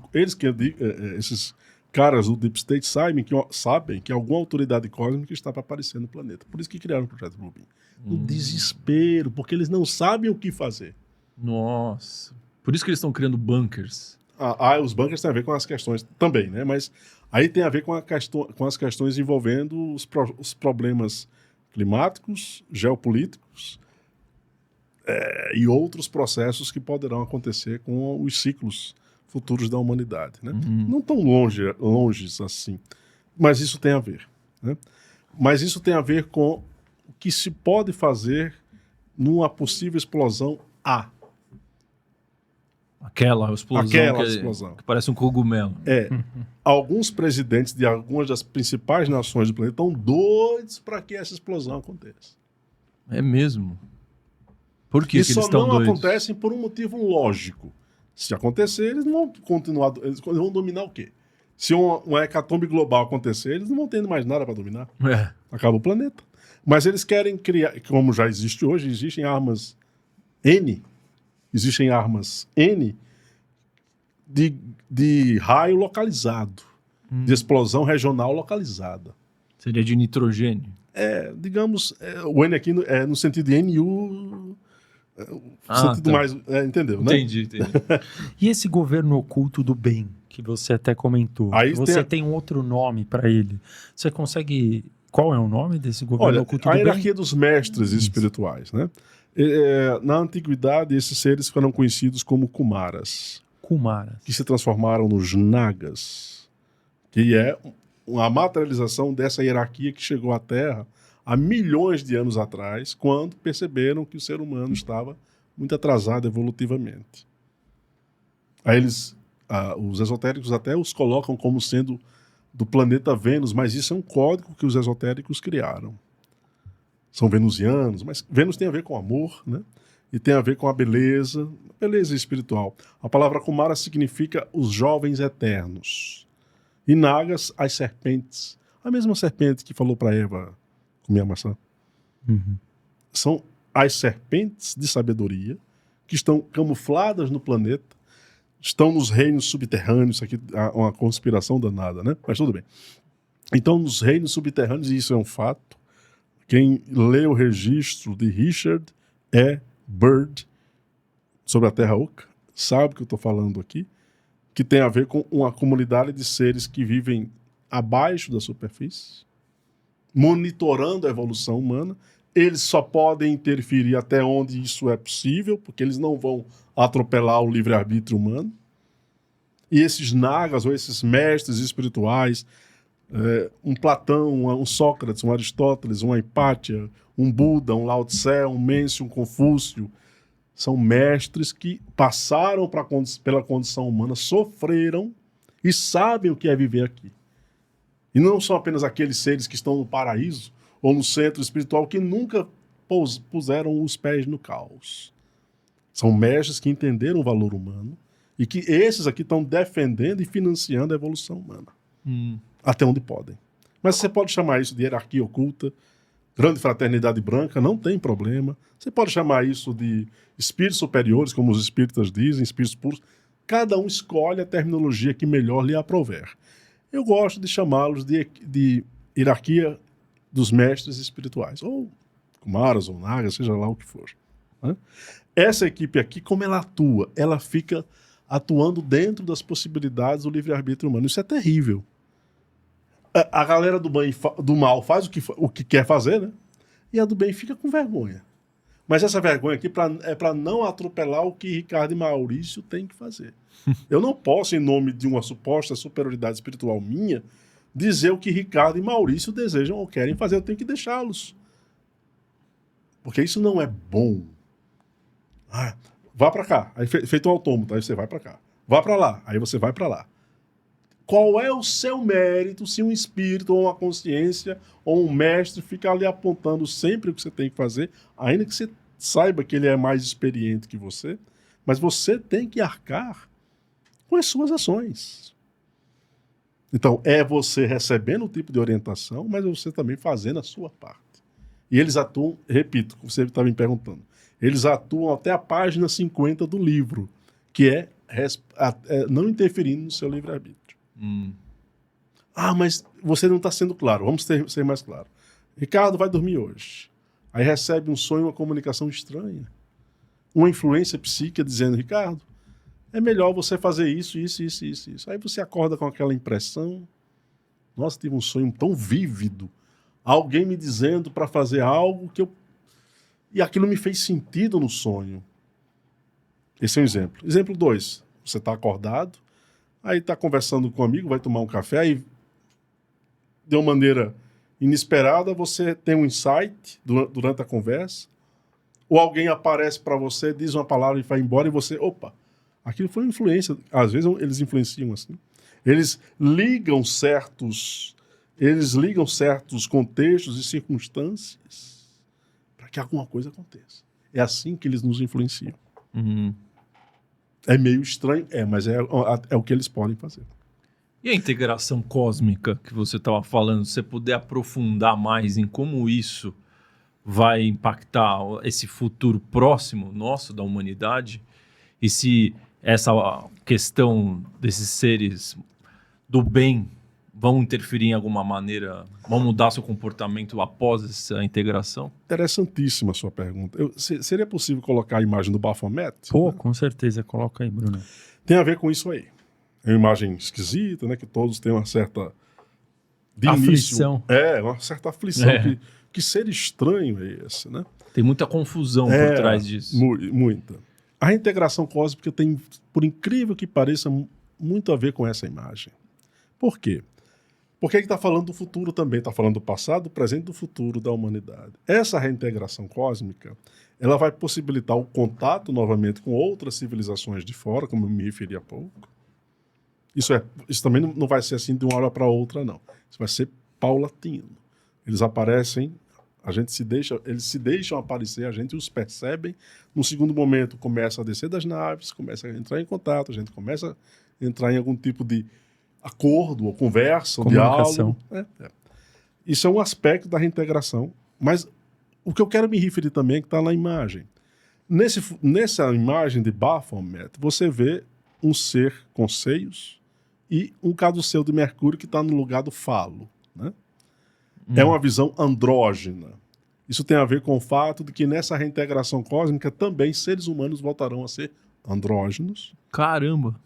Porque isso aconteceu na Lemúria e Zeus mandou castigar o ser humano, dividindo os seres humanos naquela época, eram bissexuais, se transformaram em polaridades separadas, né? Masculino e feminino. Nesse futuro a gente volta a ser andrógeno. Caramba. Mas com um detalhe. Inicialmente, esse processo vai se dar fisicamente em alguns seres humanos como teste, para ver como é que fica também, que existe isso. Mas o principal da androgenia no futuro é aqui, ó. Você vai ter que ter toda a polaridade feminina na sua cabeça e a masculina ao mesmo tempo. O que é o andrógeno, para quem não sabe? Andrógeno. Andros é homem, genes, genia, tem a ver com mulher, né? Então é uma mistura. Aquela visão do hermafroditismo, né? Uhum. É aquilo dali, só que de uma forma refinada. É onde você vai ter o desenvolvimento pleno da consciência como homem e como mulher. Caramba. Então essa visão que nós temos hoje de guerra dos sexos, o conflito entre os sexos, tem que acabar no futuro. Porque eu tenho uma notícia também que é estranha. Tem muitos planetas com seres humanos vivendo aí fora que tem 3, 4, 5, 6 polaridades sexuais. Tudo isso? Não só 2. Nenhum de nós aqui nessa sala consegue imaginar algo além de 2 polaridades sexuais, correto? Exato. Eu não consigo também. Mas é dito aí em cima que existe. Imagina se essas consciências aí tivessem que encarnar aqui na Terra. Isso dá uma confusão, porque aqui só são 2 polaridades. Nesse futuro, a gente vai ter isso aí. Mas aí como seria a reprodução do ser humano? A reprodução biológica vai ter um fim no futuro. Não vai ser mais biológica. Vai ser por algo que aconteceu também lá no passado, chamado de Kriya Shakti. O que seria que é isso? o poder mental de criar coisas.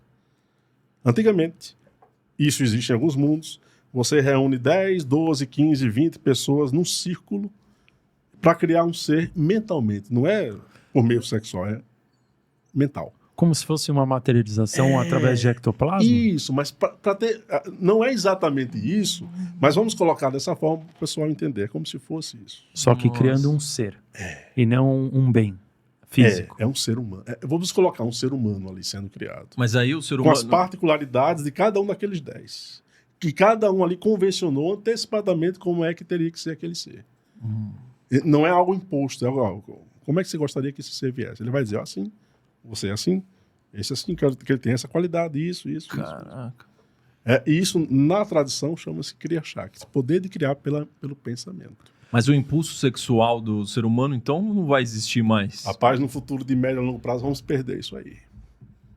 Caraca. Caramba, que aproveitemos, loucura. Não? Enquanto há tempo. Mas se você pudesse explicar novamente o Baphomet, por favor, Brunão, por que a gente tende a levar esse símbolo, né? Que ele acaba sendo um símbolo, um arquétipo, para o lado negativo, para o lado sombrio. E da onde veio isso? Por que foi incluído na nossa sociedade esse arquétipo negativo? E qual o real significado dele? Alimentar o medo, ainda mais. Os mestres espirituais, os mestres esotéricos, quando criam esse tipo de simbologia, o Baphomet, só para vocês saberem, né? Não existe fisicamente como está aí na imagem, não. Isso é um símbolo, tá? Sim.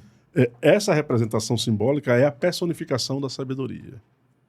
O objetivo de se criar isso aí é, primeiro, para afastar o profano, ou aquele que não tem condições de entender ainda, do real tipo de informação criptografada que está na imagem. Os mestres fazem isso para proteger a humanidade de um conhecimento que, se ela tivesse acesso, isso poderia causar um prejuízo para ela. As gárgulas das igrejas góticas também têm isso. Aqueles são protetores de ambientes. A gente chama de moradores do umbral. Aquilo ali é feio, horrendo, propositadamente, para afastar as energias deletérias das igrejas. Ou alguns sabiam disso, na verdade. Nem todos sabiam disso, né? O Baphomet é a mesma coisa. Por que ele é tão horrendo? Ele causa a impressão de algo... Gera medo, né? Dá medo. Veja, ele tem uma tocha no meio dos cornos, né? Aqui da parte... Dos chifres, né? Perdão. E por que asas de morcego? Veja, a tocha no meio dos chifres representa o poder ternário do espírito humano, a capacidade de criar, a Kundalini, que vai ascendendo lá do falo, lá do caduceu de Mercúrio, e tem que atingir o cérebro, a glândula pineal e o Sahasrara. Esse símbolo central, que é essa tocha no meio dos chifres, representa o chakra Sahasrara de 1000 pétalas despertos. Desperto. É o despertar. Isso. E veja, os chifres representam o poder da dualidade. Você só pode despertar se você sair da dualidade. Entendi. Porque a visão de bem e mal, de certo e errado. Por isso que está no centro? Siddhartha Gautama já disse isso. Caminho do meio. Lá no Bhagavad Gita, que é um capítulo do Mahabharata, o que tem? Krishna está na carruagem com Arjuna e está ao lado os Pandavas, que representam as virtudes, e os Kauravas, que representam os vícios. E ele está no meio dos dois exércitos. Quem é que vai para um conflito e ficar no meio dos exércitos? Mas qual é a simbologia? Você tem que sair da dualidade e observar de fora. A chave é essa, a mesma chave que está na imagem. As asas de morcego representam o lado oculto do conhecimento dos mistérios. O morcego tem uma simbologia muito interessante. Ele vê à noite também. A coruja vê à noite. Mas o morcego tem uma capacidade de fazer as coisas com muita rapidez na noite. Ou seja, a capacidade de você pensar com rapidez no meio do caos. Tem essa simbologia. Tem o caduceu de Mercúrio, que eu já falei que tem a ver com a ascensão das duas energias, Ida e Pingala, até o terceiro ponto, que seria a tocha, né? O Sushumna. Os pés do Baphomet são pés o quê? Animalizados, né? Sim. A ascensão se dá no mundo da matéria, o corpo biológico animal, para você atingir o plano espiritual. Você só pode despertar, vou colocar de uma forma que não fique tão estranho. É viável que você desperte por meio dos seus 4 elementos, o quaternário inferior, o corpo físico, etérico, astral e mental. Tem que limpar esse quaternário. Nós temos um corpo emocional, um corpo mental, um corpo físico e um corpo prânico. Eu tenho que ter um corpo físico higienizado, um corpo energético, prânico, com uma respiração o mais consciente possível, né? Um corpo astral equilibrando as minhas emoções sem reatividade, e dizem lá em cima que a pior coisa que o ser humano faz é quando ele tem reatividade. Com uma pessoa que tem um alto nível de descontrole emocional. Aí o corpo mental dele tem que ser menos preso aos sentidos. É o intelectualista que só vive de decorar teorias e teoremas e dados e memórias, que acha que é o grande sabichão. O ego dele está inflado. Ele não tem consciência, ele está intelectualizado. É aquele intelectualismo estéril. Né? Ele tem que limpar esse corpo mental para que um corpo espiritual, Atma, Buddha e Mana, seja alimentado. Que é, Atma é vontade, Buddha é intuição, Manas é inteligência espiritual superior. Quando você limpa esses 4 aqui, você sai dos pés animalizados do Baphomet e atinge a tocha. É uma ascensão. Caramba. Lá na maçonaria, eu estou dizendo isso porque eu conheço amigos que são ligados à maçonaria, fala-se dos 33 graus da maçonaria, né? Isso. Que tem a ver com 33 vértebras da coluna vertebral que o mestre maçom 33 tem que despertar o último. Para ele ser um mestre maçom de 33º grau. Os maçons que deveriam estudar isso aqui, tem uns que esqueceram isso, tem outros que estão tentando fazer, mas isso é um processo. Então, veja, essa imagem fala do passado, da humanidade, do presente e do futuro. Uhum. Fala de todo o processo de evolução espiritual e de como sair das garras do Deep State.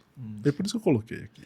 E quem foi que transformou esse símbolo em algo negativo? Isso já existia desde... Assim, negativo tem a ver com a Igreja Apostólica Romana, que difundia uma propaganda, uma contracorrente que defende a tese que essa imagem é do Satã. Então, porque hoje em dia até dizem que essa imagem está sendo colocada pelo sistema para despertar o lado negativo. Eu não penso que esse tipo de imagem desperta o lado negativo, porque o processo dessa imagem tem a ver com o contrário. Agora, eu vou ter que dizer algo aqui. Vocês se recordam que na segunda GM, teve a primeira GM, de 1914 a 18, depois... e a segunda GM de 39 a 45. Perfeito. Na segunda GM, o bigodudo da Alemanha, junto com os seus asseclas, pegaram uma imagem esotérica, simbólica, mais poderosa do que essa, inclusive. Começa com a letra S, termina com K e A. Todos sabem, acho. Todos sabem, né? Pois saibam que essa imagem, esse símbolo, tem a ver com o conceito mais puro que a gente tinha na antiguidade, e todos os círculos esotéricos sabem disso, a ver com Deus. Quando você pega aquela SKA e inverte 45 graus, aquele símbolo é mágico, né? Então você transforma uma imagem que é de bênção, que era aquilo, numa imagem de destruição total. E foi o que aconteceu. Foi uma ressignificação. Aí isso sujou a egrégora daquela imagem. Para Eles sempre. estão tentando, da maneira como eles querem fazer com o Baphomet, eles podem tentar fazer a mesma coisa. Entendi.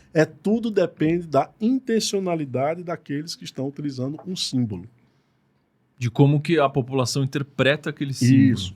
Então o ministro da propaganda do bigodudo da Alemanha costumava dizer que uma mentira, quando ela é repetida, ela se torna o quê? Uma verdade. Uma verdade.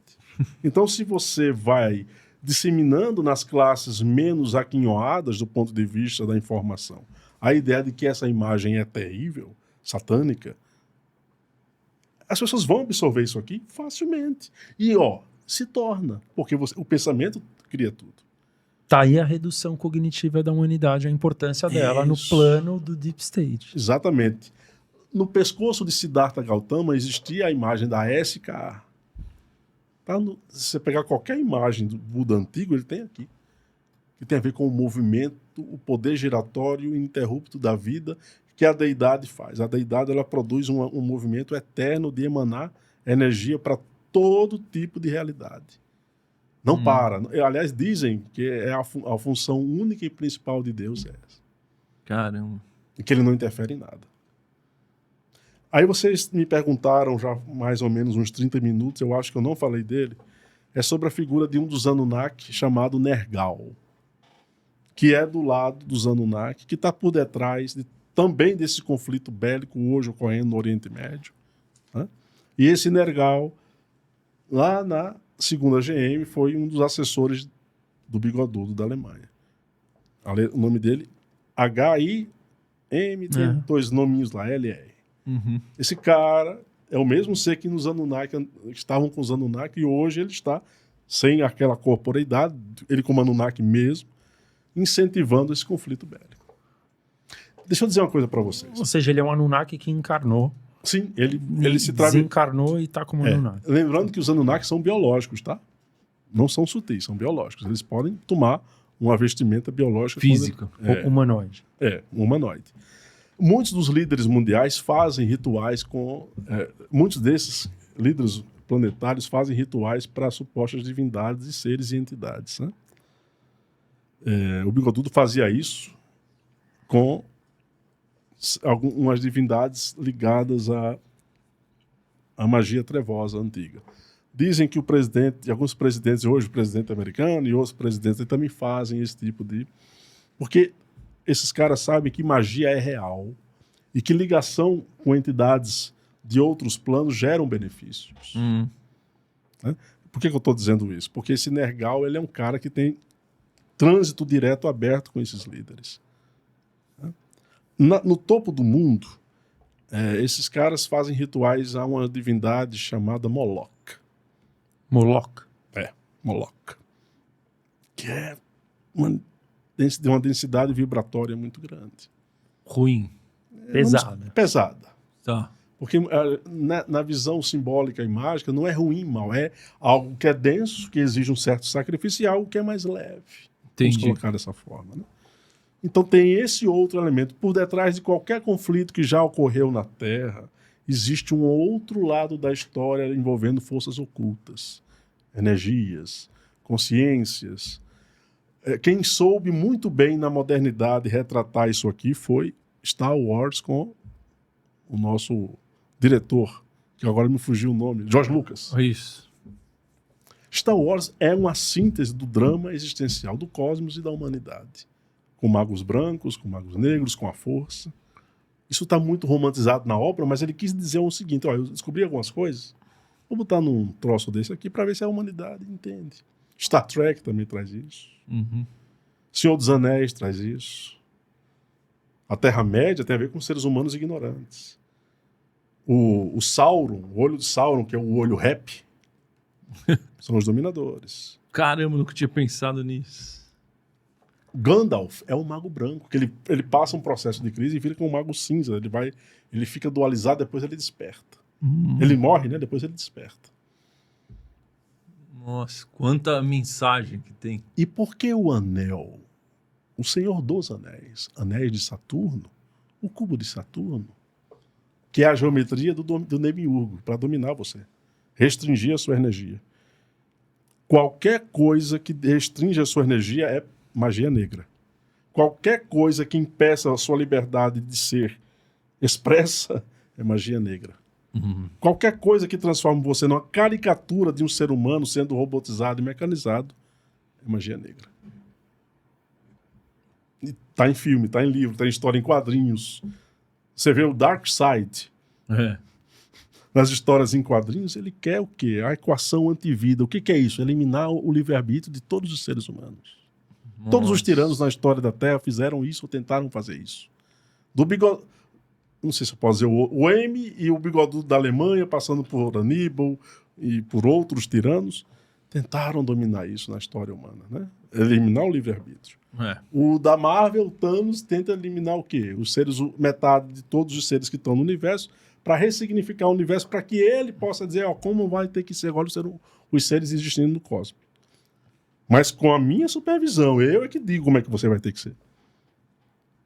Ou seja, a gente está lidando sim com noções de bem e mal, é um maniqueísmo eterno isso, né? Eu estava até conversando com o Ítalo antes Porque assim, o Irã, ele foi, na antiguidade, a civilização persa. E essas noções de bem e mal que nós temos, isso vem prioritariamente da visão zoroastriana de Ahura Mazda e Ahriman. É a noção de bem, o deus da luz, e a noção o deus das trevas. Né? Todas as religiões que surgiram na face da Terra copiaram essa imagem persa, zoroastrina, de noção de bem e mal. E isso fica bem dentro do discurso de dominação. Né? Porque se você diz que algo é bom e mal, você está determinando a narrativa. Se você diz que algo não foge a um e a outro aspecto, você fica fora do sistema. Né? Aí teve um filósofo prussiano chamado Nietzsche, que escreveu um livro chamado Além do Bem e do Mal. O que Nietzsche quis dizer? Não entra nesse negócio de dualidade não, que você vai se ferrar. O verdadeiro bem, ele ultrapassa a dualidade, ele é total, ele é maior. Ele é inclusivo, ele não é exclusivo. O bem verdadeiro não pode dizer que você é ruim e eu sou bom.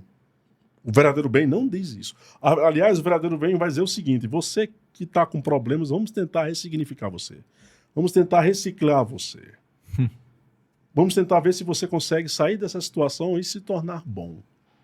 Não, ou seja, você não condena, você tenta colocar você afirmando a vida do outro, mesmo o outro sendo um adversário seu. Essa é a noção mais alta de bem que a gente esqueceu de fazer. Mas aí não chega num perigo de o que está acontecendo hoje com a nossa sociedade, de você pegar, por exemplo, pessoas que cometem crimes horrorosos e tratarem eles como vítima e não gerar uma punição para essas pessoas, para corrigi-las realmente? Porque hoje muitas pessoas que, sei lá, roubam ou fazem coisas ainda piores... Crimes hediondos. Crimes hediondos... Uma parcela da sociedade quer os ver como se eles fossem vítimas. E nisso a gente acaba tendo um conflito social entre as partes. É interessante sua pergunta, porque é o seguinte, aquilo que não pode... Platão tinha a seguinte visão sobre isso, tentando atualizar a visão dele, um anacronismo para o presente. Aquele que não tem mais jeito, vamos deixar esse cara aqui sendo tratado clinicamente, ou, de alguma forma, ele precisa ser reconduzido ao melhor do que ele pode. Mas isso não vai dar mais naquela encarnação. Essa noção de que ele é vítima, né? Se eu cometer um crime e você é vítima, isso também faz parte de uma narrativa para distorcer os valores. Se você cometer um crime hediondo, o nome já está dizendo, você tem que pagar pelo que você fez. Aliás, você vai pagar de qualquer forma. Né? Mas aí é que está. A noção humana é tentar fazer com que esse ser humano, por mais que ele não tenha jeito naquela encarnação mais e não tenha, eu vou dar um exemplo para vocês. Também não sei nem se eu posso falar esse nome aqui. Aquele episódio que aconteceu no final da década de 90 com o maníaco da bicicleta. Lembram dele? Sim. Os médicos chegaram a um diagnóstico, eu vou tomar ele como exemplo. Tem outros, tem o Charles Manson nos Estados Unidos. Ele não tinha mais jeito de neuropsicologicamente ser consertado. E o Charles também não. O que a gente faz com esse tipo de ser humano? Ele é vítima do sistema? Não, ele é doente. Sim. Ele tem que ser mantido à margem da sociedade, sim. Porque não dá para consertar mais ele naquela encarnação. Aí, lógico... Pelo bem dos outros, né? Hã? Pelo bem do Pelo coletivo. bem dos outros. Do coletivo. Do coletivo, óbvio. Mas como a visão que a gente está tratando aqui no podcast é uma visão que transcende a visão materialista, né? Uhum. Na visão espiritual, esse cara vai voltar numa encarnação, vai ter a chance de tentar se reformar. Vai repetir de ano e vai se vai reformar. Ter a possibilidade de incorrer nos erros novamente, porque os escândalos, que são os resíduos psíquicos de uma encarnação para outra, ficam agregados no seu átomo, no seu corpo, novo corpo físico. Você tem que lutar contra os impulsos do passado. Né? Aí tem um outro aspecto que também é importante. Eu tenho que falar dele de novo. O bigodudo da Alemanha, por exemplo, ele está impedido de encarnar na Terra. Não só na Terra, em qualquer um dos mundos. Porque ele chegou a um nível tal de sociopatia que ele ainda não oferece segurança para poder... Então, enquanto esse cara não tiver um estalo mental, rapaz, eu fiz muita AM, eu matei 6 milhões de pessoas. Se isso aqui começar a baixar na cabeça dele, os caras vão olhar para ele, olha, ele está começando. Ó. Aí só por meio de certas experiências que são vivenciadas no plano invisível, que isso também é ofertado a esses seres, né, a esses nossos irmãos, é que ele vai aos poucos. Mas dizem que ele ainda não pode encarnar. Até onde se sabe? Não sei se essa informação já foi atualizada. Então, respondendo a sua pergunta, esse cara que comete crimes hediondos, nós temos que parar de entender. Eles são doentes, né? Agora, a gente se revolta quando um cara desse vai e mata um filho, uma mulher, sei lá, abre a barriga de uma mulher grávida para vender o que está lá no mercado negro. Tem muitos disso que acontece também, mas assim, é porque nós não sabemos olhar isso com um olhar mais maduro, de dizer assim, coitado. Então, o coitado aqui não é dizer que ele está correto. O coitado é mostrar que ele está tão doente que ele não tem mais conserto naquela encarnação. Então, a sociedade distorce. Tem uma obra do Dostoiévski que fala, que até virou emblema de filme, aquele filme O Padre. Tem um vampiro lá, os vampiros, aí lá no eu não posso falar o nome da palavra aqui, começa com a letra G e tem G é paz. Que é G-U, é paz. Chama-se de inversão. O cara que comete crime hediondo, ele fica sendo vítima, né? Mas não, ele não é vítima, ele é o causador de um drama. Mas eu sei que ele é o causador de um drama, mas eu não posso também ficar nutrindo ódio por ele. Sim, exato. O máximo que a gente tem que entender é colocar as coisas como devem ser. Ele tem que ficar à margem da sociedade, que ele é um perigo. Entendi. Agora, ficar nutrindo ódio pelo cara direto. Aí a gente adoece também. Aí vira uma sociedade vingativa. Tem um filme, você adora filme também, nós estamos falando muito de filme, que é A Noite de Crime em Nova York. Eu acho que o título do filme é esse. Que o governo de Nova York abre uma exceção num dia no ano para todo mundo pegar em arma e matar bandido. Olha só. E o governo diz assim, vocês vão ter a noite todinha para sair. Aí qual é a moral do filme? Ele quer dizer o seguinte: vai chegar um tempo e que os caras vão defender essa tese. Você vai poder agora ser a polícia da cidade. E, ou seja, uma população deseducada emocionalmente, armada, ela produz o quê? Miséria, né? Uhum. Porque é o seguinte, o problema não está no armamento da população. Eu não sou favorável a armar a população, tá? Deixo a minha opinião aqui, respeito quem tem opinião contrária. Não estou dizendo que eu estou certo, estou apenas expondo a minha visão, certo ou errado. Porém, mas se você armar a população, você educa essa população a poder usar uma arma. O problema não está na arma, está em você. Cara, no trânsito você dá uma fechada. Você sente vontade de matar o cara que está do lado. E se todo mundo tiver uma arma no carro, acabou-se. Eu estou colocando uma coisa bem... Entendi. Né? Então, a visão ela tem que ser mais trabalhada. O cara que comete um crime desse porte, ele é um malfeitor. Não é vítima, é malfeitor. Perfeito. Mas ele não é um demônio eterno. Sim. Ele um dia poderá ser ressignificado, reciclado. Não se sabe quando, mas isso vai acontecer. Né? O problema é que está na nossa forma de ver as coisas, em condenar e julgar o tempo todo, que isso sim é que está errado. Então, você falou de Baphomet, né? E quando você estava explicando sobre a reintegração cósmica, você comentou que isso, que a Terra ficou isolada do restante do universo por uma guerra lá, uma revolução de Lúcifer. A rebelião de Lúcifer. A rebelião de Lúcifer. Se você puder contar pra gente como foi isso. Sim. Isso está nos registros da revelação cósmica, como também no livro de Urântia e em algumas revelações também espirituais. Que é o seguinte: há basicamente 700 mil anos atrás, nos mundos de Capela, e Capela não é um planeta, é uma estrela, que nessa estrela tem um colegiado de mundos, vamos assim dizer, que sobrevivem a partir dela, né? Uhum. Um ser que recebe esse nome, nessa perspectiva, e é o Luzbel ou Lúcifer, ou tem Lucimen, né? E cada um tem uma...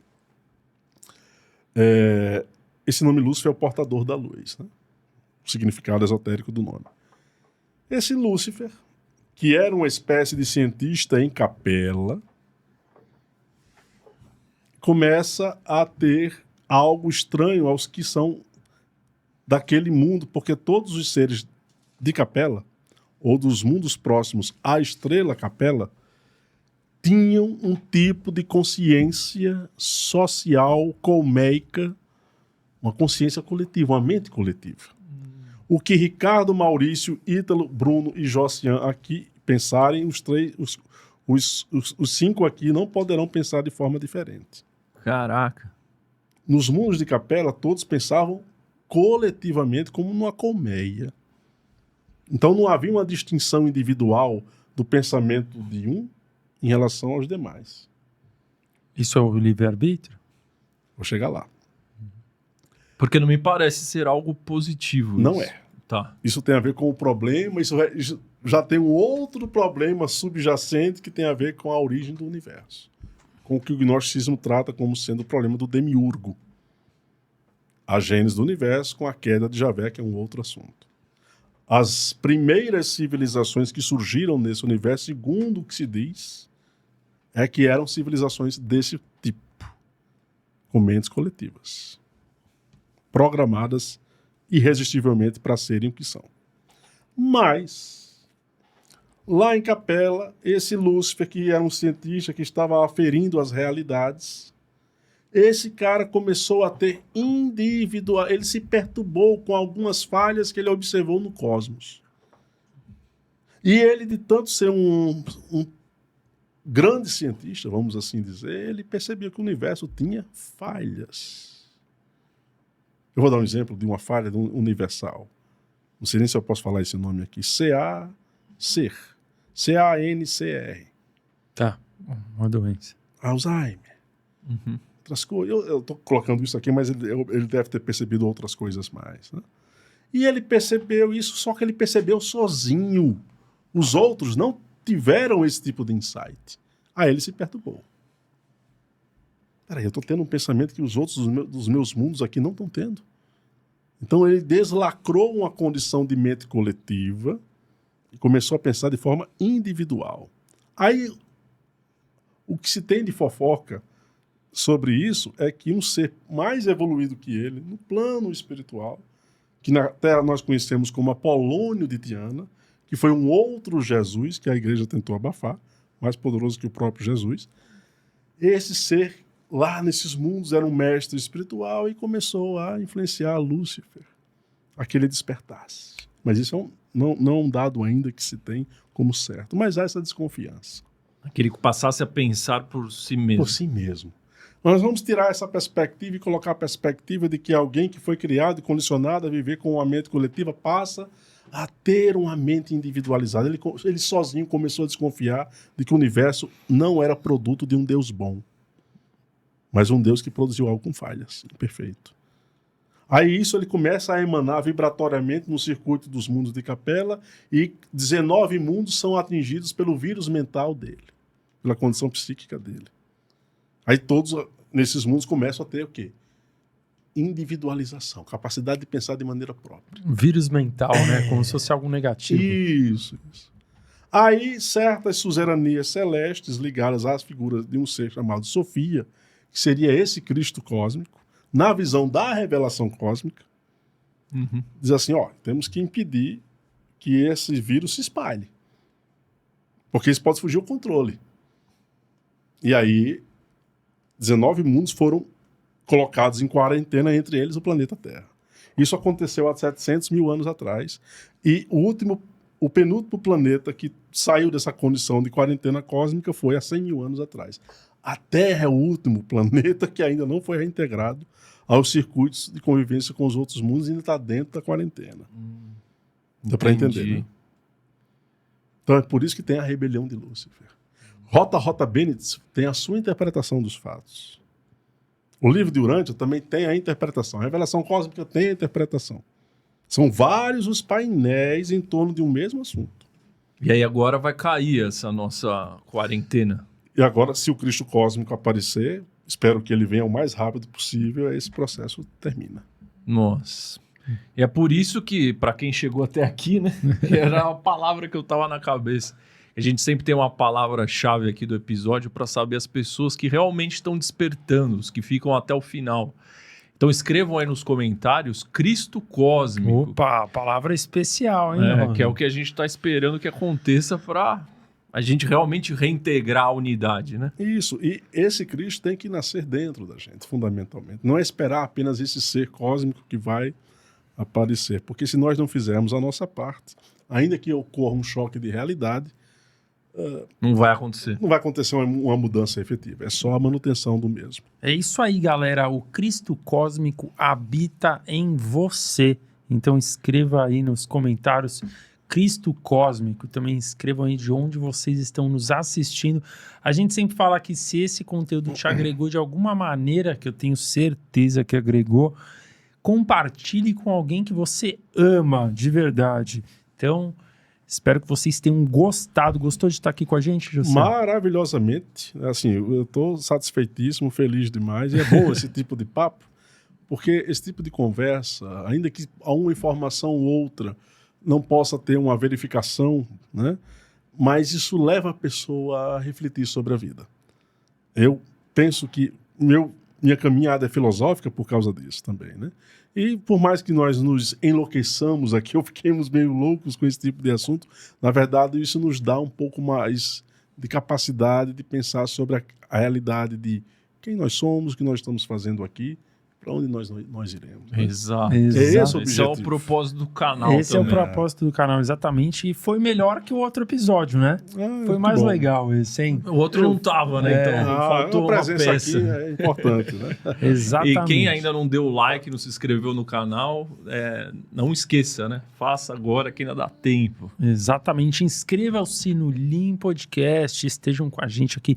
Todas as semanas estamos com papos sensacionais como este para aprofundarmos o nosso autoconhecimento. Se vocês quiserem conhecer, eu tenho certeza que vão querer conhecer um pouquinho mais sobre o Josian, está aqui na descrição as formas de vocês contatarem ele, tá bom?